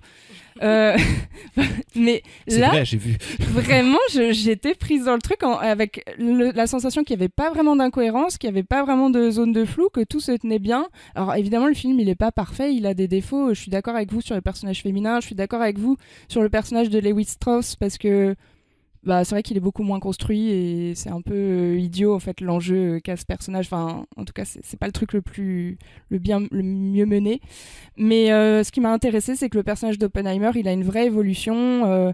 On change un peu de regard sur lui au fil du film, on le voit lui changer d'avis un peu trop tard, et on voit du coup ce qu'il a engendré, quoi. Et je trouve que vraiment le sujet à ce niveau-là est ultra bien traité, quoi. Le poids de la culpabilité, l'importance dans un domaine scientifique de vouloir être quelqu'un qui provoque une avancée et qui met son nom dessus, et du coup l'importance à l'inverse de vouloir rester crédible et légitime, donc d'où l'enjeu pour lui aussi, ce truc qui est mené contre lui après. Enfin c'est ironique pour lui.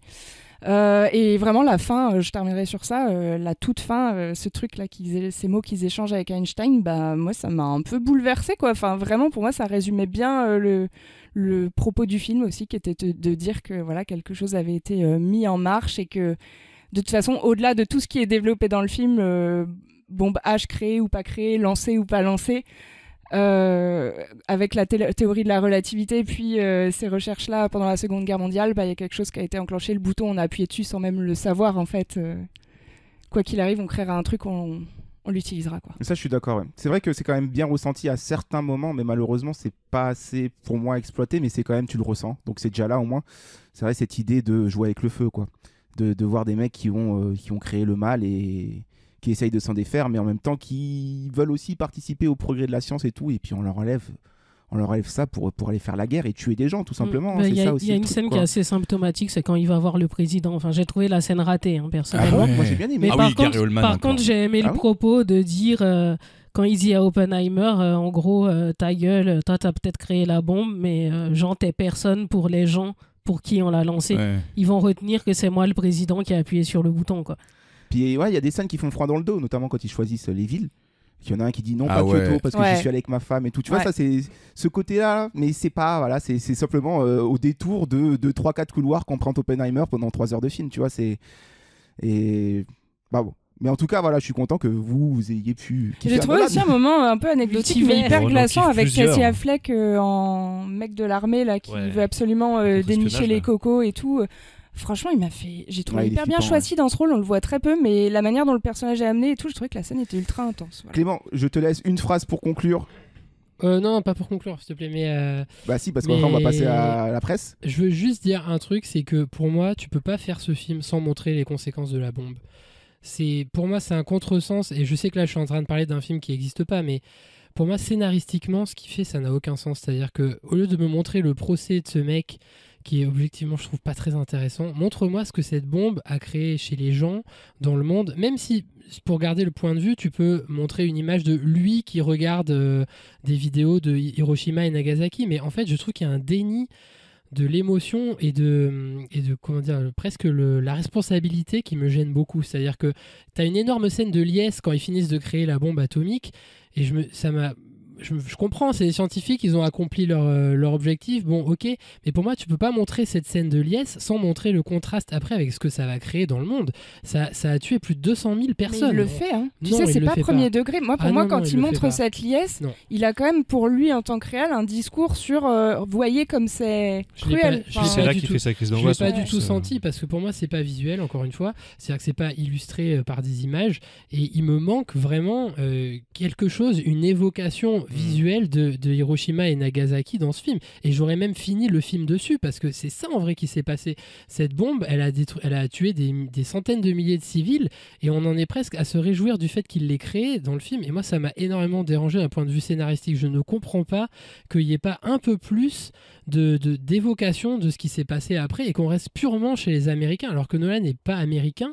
Je comprends pas pourquoi il a pris tout même d'accord le avec plan toi. avec le drapeau derrière et Mais je suis tout. pas du tout d'accord avec Mais- toi. Il finit son film comme ça en évoquant ça. Alors certes, il Mais c'est montre encore pas, du blabla. montre pas des images d'archives, des villes détruites mais et c'est des encore- cadavres. c'est encore parler. Mais il te montre Faut la pas planète parler. qui est en train de s'enflammer. Enfin, pour moi, c'est quand même Non. aussi symbolique. Bah, Pour moi, si. il le montre pas. Bah, Il le parle. Et c'est le gros problème de ce Bah oui, film. mais c'est attends, que parce que c'est moi, j'ai chaud. ressenti Chaud une dans le vraie film, il lui angoisse. connaît pas. C'est que tel, tu vois. Après, peut-être pour conclure, on va conclure. Est-ce que je peux dire Peut-être. On va jamais s'en sortir. Vas-y, Kevin. Non, c'est juste parce que ce que tu dis, ça me fait penser à un truc. Moi, je pense, et après, voilà, il peut y avoir débat là-dessus, mais moi, j'ai l'impression que c'est juste par pudeur qu'il le montre pas. Mais oui, mais il faut pas de la pudeur pour Tu ce vois. sujet. Il faut, Bah, attends, pardon, ça mais il serait faut avoir hyper des couilles malvenu. et il faut dire Oh là là. voilà. Non, mais c'est vrai. Et quand tu vois les bombes s'éloigner dans les camions, et ben après, vas-y, on va aller au Japon, putain. C'est ça que ça a fait Oui, en mais vrai. c'est un mec qui a fait des films où on n'a jamais vu une flaque de sang, donc bon. Je c'est pas suis maintenant d'accord qu'il va avec s'y toi, mais mettre, quoi. j'aurais aimé que sur ce sujet-là, voilà, il se mouille un peu plus et que, ok, on sorte peut-être 2 minutes du point de vue de Oppenheimer ou 5 minutes et qu'on ait des images du putain de génocide Mais- mondial que ça a créé. Après, si tu veux voir les conséquences à la longue, est-ce qu'il suffit pas juste d'allumer BFM TV ou autres journaux en Oui, mais continu moi, je m'en tu fous, vois. je parle du film. Oui, mais Pour parce moi, que il en fait rien de cette bombe, en fait, de l'utilisation de cette bombe. Ça m'a terriblement dérangé, mais voilà, c'est pas dans le film, donc c'est difficile de critiquer un truc qui est pas dans le film. Moi, j'aurais vraiment aimé qu'il ait le courage d'en parler et de l'évoquer visuellement, et je trouve que ça reste très... oulala, j'ai fait un truc très grave. Ouais, mais montre ce qu'il a fait de grave, en fait, tu vois. Moi, je trouve que ça ressort dans les yeux de Cillian Murphy et dans sa. Oui, il le joue bien, mais voilà, pour moi, ça Et m'a puis surtout, son angle, c'est de montrer à quel point les Américains en ont rien à foutre, justement. Mais c'est justement une sorte de propos. C'est de dire que eux, ils sont en train de se faire une chasse aux sorcières personnelle de leur côté. Et dans l'interrogatoire vis-à-vis d'Oppenheimer, dire ah oui, alors, vous étiez contre ou pour? Vous étiez contre ou pour? Ça devient absolument absurde, en fait, parce qu'il il les a aidés dans la guerre. Et puis derrière, il lui reproche d'être contre, d'aller plus loin, etc. Et là, tu vois à quel point c'est cruel, enfin c'est inhumain en fait, le fait qu'il n'y a aucune conscience là où ils sont de la réalité de ce que c'est. Eh ben, ça crée du débat. C'est pas ça ce qu'il y a de plus beau dans le cinéma. Moi, j'aime bien. Voilà, je vous le dis tout de suite, j'aime bien. Ça parle beaucoup sur Barbie, ça parle beaucoup sur Oppenheimer. En même temps, c'était les 2 films peut-être les plus attendus de l'année pour beaucoup. On va passer à la revue de presse rapidement parce qu'on s'est beaucoup étalé nous sur les 2 films. Que disent les journalistes? Ouh là là, je suis curieux de le savoir et de voir qui a gagné parmi eux. Et ensuite, on verra qui a gagné parmi nous, même si on a déjà un peu deviné. Revue de presse. La revue de presse. La revue de presse. La revue de presse. La revue de presse. La revue de presse. La revue de presse. La revue de presse. La revue de presse. La revue de presse. Kevin. Oui, à la revue de presse. Alors, Barbie, Oppenheimer, qui a gagné dans le cœur de nos amis journalistes? Qui a gagné d'après vous? Qui a gagné? Alors moi je peux déjà dire qu'au box-office, il y en a une qui a gagné. Ah oui. Il faut savoir que Barbie a déjà dépassé, à l'heure où on parle, on est à quoi? Plus de 500 millions. Oui, mais on a vu le film il y a combien de temps? Il y a 10 jours, 12 jours, un truc comme ça. Le film a déjà dépassé les 700 millions de dollars et devrait facilement atteindre le milliard de dollars au bout de 3 semaines d'exploitation. Tandis que chez Oppenheimer, ça vient de tomber, c'est 400 millions de dollars. Donc c'est quand même des bons chiffres. Hein. Mais Oui, c'est un très bon chiffre. Oppenheimer, il a des problèmes en Inde d'ailleurs. Ah bon Apparemment, les gens ont été outrés, le parti conservateur, par la scène de sexe avec Piu Piu. Où ils disent du sanskrit. Où ils disent du sanskrit parce que c'est des textes sacrés au fait. Oui. Okay. Du coup, il y a un hashtag boycott Oppenheimer, mais qui marche pas du tout parce que le film cartonne en Inde quand même. Mais ça, c'était le point box-office. Les chiffres ne disent pas tout. Les chiffres ne disent pas tout. Alors, pour Rotten Tomatoes, nous avons un match 89 contre 94. Wouh! Qui a quoi d'après vous? Mais moi, je sais, donc je me tais. Toi, tu sais déjà. Bah, j'imagine que tu vas nous surprendre et du coup c'est l'inverse. 89 c'est Barbie et 94 Non, c'est Oppenheimer. Barbie, c'est 94. Et Romain a raison, c'est Ah. Barbie Ah bon qui a 89, Oppenheimer 94. Victoire d'Oppenheimer dans le cœur des tomates. Barbie est plus pourri qu'Oppenheimer. selon Rotten Métacritique, Tomatoes. nous avons 88 contre 80. Pareil. Pareil. Et bah oui, c'est pareil. Victoire d'Oppenheimer encore une fois. Et Allociné, 3,5 contre 3,8. Ça, c'est pas haut quand même. Ouais, c'est pas. Ils sont Ah. sévères. Hein. Moi je pense que 3,8 pour Barbie. non, l'inverse toujours. Et c'est Oppenheimer qui a gagné encore une fois. Il faut. C'est Oui, fou, oui. ça. 3,5 pour Barbie, mais sérieux. Parce que qui a le temps d'aller mettre des commentaires vénères? Mais moi j'ai vu des Les gens vénères. Ça j'ai dit vu long des- sur les gens qui sont. C'est ça. C'est J'ai vu ça. des commentaires mais complètement hors sol de masculinistes virils qui étaient en mode ouais le film on n'est pas la cible. Mais là, on est que Mais sur. oui, mais oui frérot. Effectivement, t'es pas la cible. Enfin, je veux dire, Mais va là, voir. on est que sur la presse. Attention, c'est pas Oui. les commentaires des gens lambda comme toi et moi. Ah, Je vais voilà. dire un truc C'est cruel, la c'est un peu presse. pareil avec la Hein, presse. la Oui, presse. mais ils sont payés. Bah, après 3,5, 3,8 pour Allociné, ça reste quand même une très bonne note. Hein. Et du coup, revue de presse, je n'ai pris que 4 journaux, mais j'ai pris l'avis pour les 2 films Je pour t'ai chaque pris l'avis. journal. Oh. Tu J'ai nous pas laisses- pris l'avis, je n'ai pas pris la croix. J'ai commencé par Libération. Ah, est-ce qu'il faut qu'on devine c'est la critique de quoi? Non, parce que souvent, c'est cité très vite. Donc, Il y a les ça acteurs. n'aurait pas de sens. Par exemple, ça commence par Greta Gerwig. Barbie. Pardon. Greta Gerwig avait la mission quasi impossible de dépoussiérer le jouet ringard de Mattel. Malgré un marketing franchement tyrannique, Paris réussit pour cette satire du charme qui ne se laisse pas dévorer par ses paradoxes. Merci Libé. Ça tire du Ouais. charme. De charme. Ah. J'ai peut-être fourché. Pour Oppenheimer, à chaque fois que la vitesse de défilement des scènes et des sauts temporels ralentit, ça saute aux yeux. Nolan complique, perturbe, contraint pour rien si ce n'est peinturluré du vernis une histoire simpliste, ennuyeuse et idiote.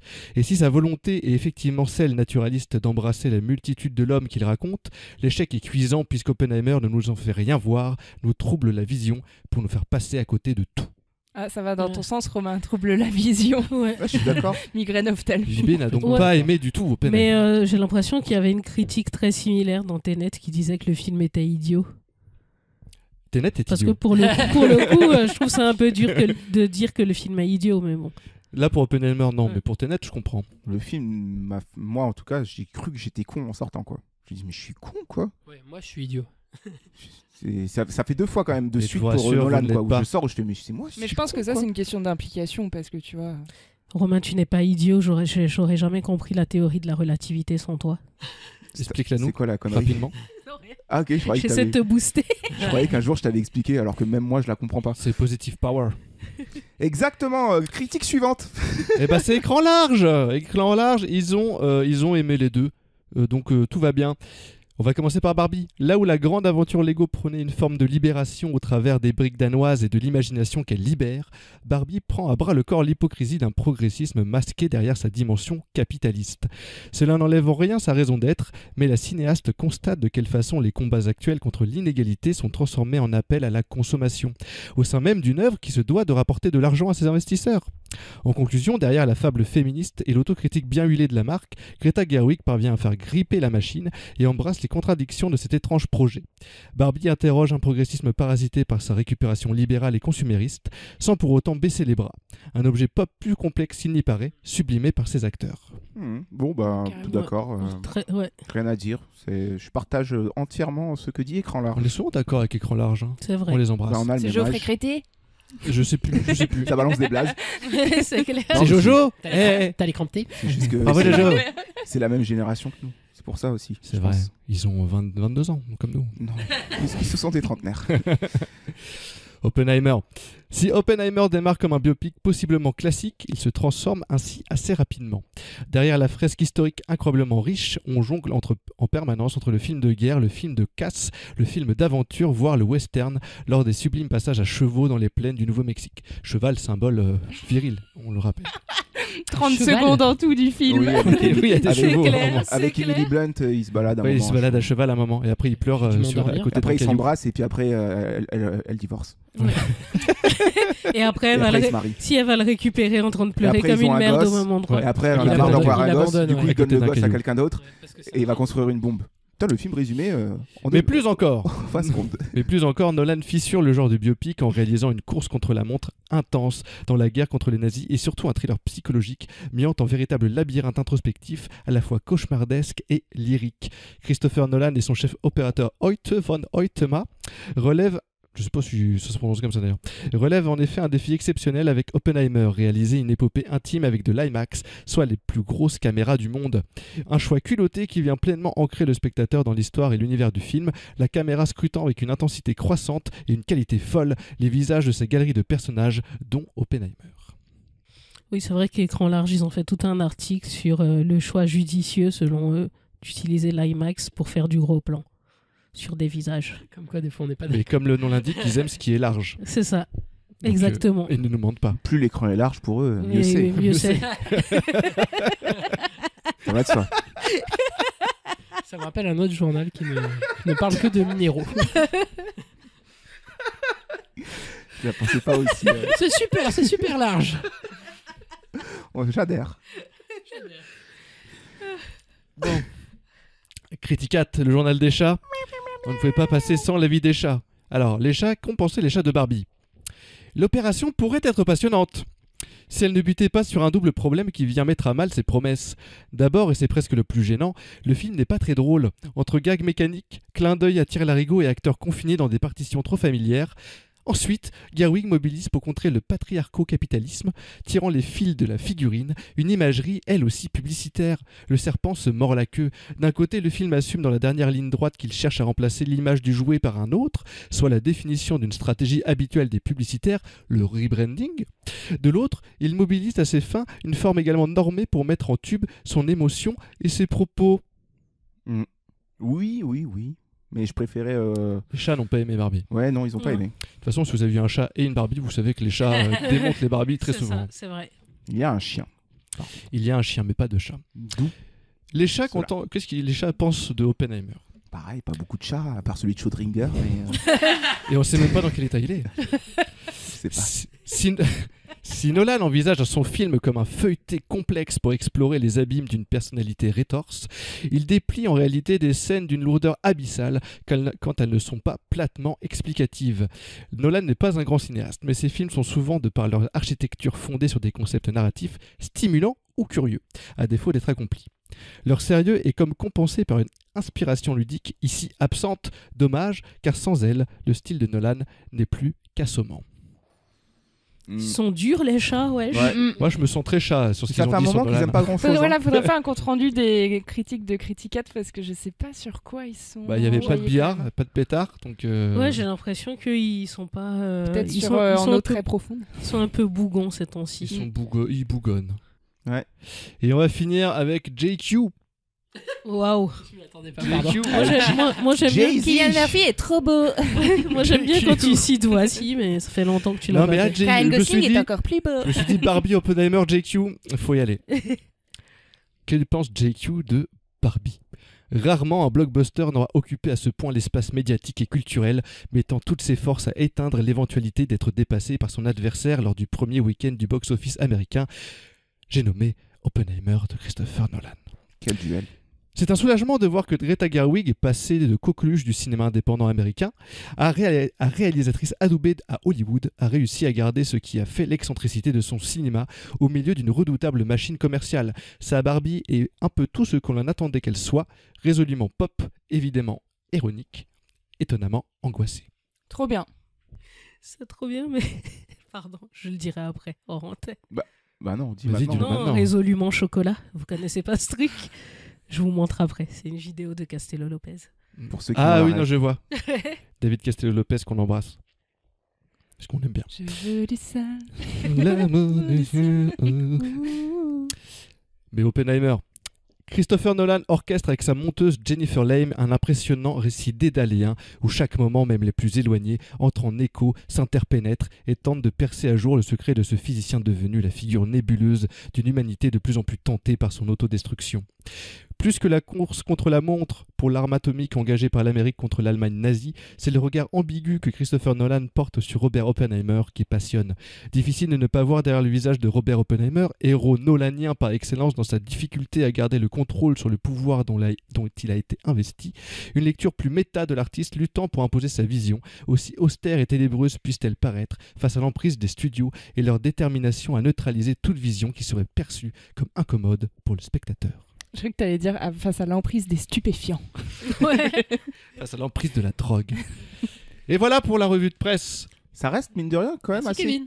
assez équilibré. Carrément. Oui, j'ai essayé ouais. de prendre des journaux, c'était équilibré. Parce qu'il y en a qui n'ont rien aimé, d'autres qui ont tout Ouais. aimé. Mais je pense qu'il y en a certains, ils se sont dit, putain, je peux pas mettre plus à Barbie qu'à Oppenheimer, donc ils ont baissé la note de Barbie.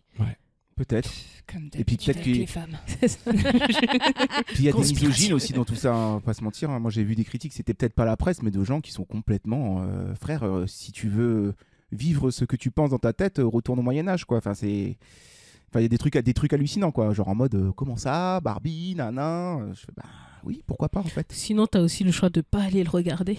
Exactement. Et ils ont Non, aussi mais le c'est choix vrai. de fermer leur gueule aussi. C'est hein. vrai. Ça, ce serait bien hein, si Ouais. ils pouvaient tous fermer leur gueule. On vivrait dans un monde. Si vous pouvez au moins parfait. rester juste sur Twitter. Sur Twitter, sur sur X. Twitter Sur X. Voilà, X, je la vous nouvelle laisse application tranquille de dans Elon Musk. la vraie vie. Bah merci Kevin pour la revue de presse. Je t'en prie.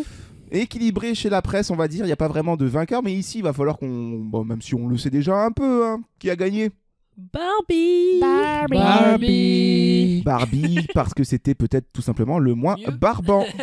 Barbie, c'est pas barbant. Voilà. Non, mais c'était un bon moment à voir au cinéma. C'était assez sympa. Peut-être des défauts, voilà, un petit marketing un peu putassier, mais quand même, derrière, un propos et pas juste du Transformers ou du G.I. Joe comme on a pu en voir, bête et méchant, avec beaucoup de MacGuffin et pas grand-chose à défendre, alors que là, pour le coup, c'est tout l'inverse. Et c'est intéressant, quoi. Peut-être qu'évidemment, ils vont doubler leur chiffre, Mattel, tu vois, mais bon, au moins... Franchement, j'ai trop hâte de voir les Oscars du coup là entre les deux films. Je pense qu'il y a- qu'elle peut être nommée Margot Robbie. Ah, je pense aussi, hein, c'est Et sûr. pense je- qu'elle oui, est oui, nommée, et je pense déjà. aussi qu'en musique potentiellement, tu vois, ils Ouais. vont avoir une chanson. Une carrément. chanson, ouais. Ouais. Ah oui, ça, on n'a pas dit, mais j'aime trop la chanson de début qui casse le quatrième mur et Mais qui oui, interagit, ouais, tout ça. c'est excellent. Enfin, il y a plein d'idées de mise en scène comme ça qui sont trop cool dans le film. Et chez Nolan, malheureusement, qui nous fait du Nolan. Donc c'est bien aussi de voir une personne comme Greta Gerwig qui a débuté il y a pas longtemps et qui arrive au sommet hein, un peu. Elle a son prime là carrément. Tout le monde va se battre pour l'avoir maintenant. Et Nolan qui confirme qu'il est peut-être un bon réal, mais qui commence un peu à se caricaturer. En gros, voilà, pour résumer un peu notre avis sur Barbie et Oppenheimer. Donc bravo Barbie, on applaudit. Barbie qui a gagné. Voilà. Et puis n'hésitez pas à nous dire en commentaire pour vous qui a gagné. Si vous êtes encore là. Romain, faisons la paix. Tiens, une écharpe rose. Oh, merci beaucoup. Magic Fleurs qui everywhere. volent. Tiens, Romain, de l'uranium. L'épisode, c'est génial. Allez, on va se dire au revoir. Un épisode évidemment plus long parce qu'on a match retourné 2 films et c'était houleux comme débat, mais aussi très intéressant. Je l'espère que vous l'avez ressenti comme ça. Allez. You see, mystery is an intellectual process. But suspense is essentially an emotional process. Voilà, c'était le match retour, la récompense, la sentence, la délibération de notre versus entre Barbie et Oppenheimer, hein, qui est un duel qui a passionné l'étoile dernièrement, hein, que ce soit au cinéma ou bien sur les réseaux sociaux. Barbie, Oppenheimer était sur les lèvres de tout le monde. On a fait le tour, on a bien fait le tour. Barbie, grande gagnante. Oppenheimer, petit deuxième. La semaine prochaine, nous on va... Enfin, je dis semaine prochaine, vous avez bien compris que ces derniers temps, il n'y a plus trop de temps. Hein. On est perdu aussi, comme dans Oppenheimer. Où est-ce qu'on est ? On est dans le noir et blanc ou on sait pas. Match retournera un film, franchement, qui a rien à voir. Qui sera beaucoup plus cool du cerveau. Vous inquiétez pas, parce que on plongera en eau trouble. Que dis-je ? Très trouble. Très trouble. Très trouble, l'eau. Voilà. Très hâte d'y être. Avec Jason. Parmi les virus sur mon ordinateur. Jason. On a hâte, on vous embrasse tous. N'hésitez pas à nous suivre sur les réseaux, Facebook, Twitter. Ah non. Non. On recommence parce que maintenant ça a changé. C'est complètement con. Facebook, X et Instagram, sonorité nulle, j'aime pas du tout. Facebook, X On et dirait qu'on a Instagram. basculé dans le porn. Ouais, ça va être ça. Hein. Retrouvez-nous sur X. Pas X vidéo, hein, X tout court. Hein. Et puis à très vite. Voilà, au revoir. Salut. Au revoir. Ciao. Mangez des pommes.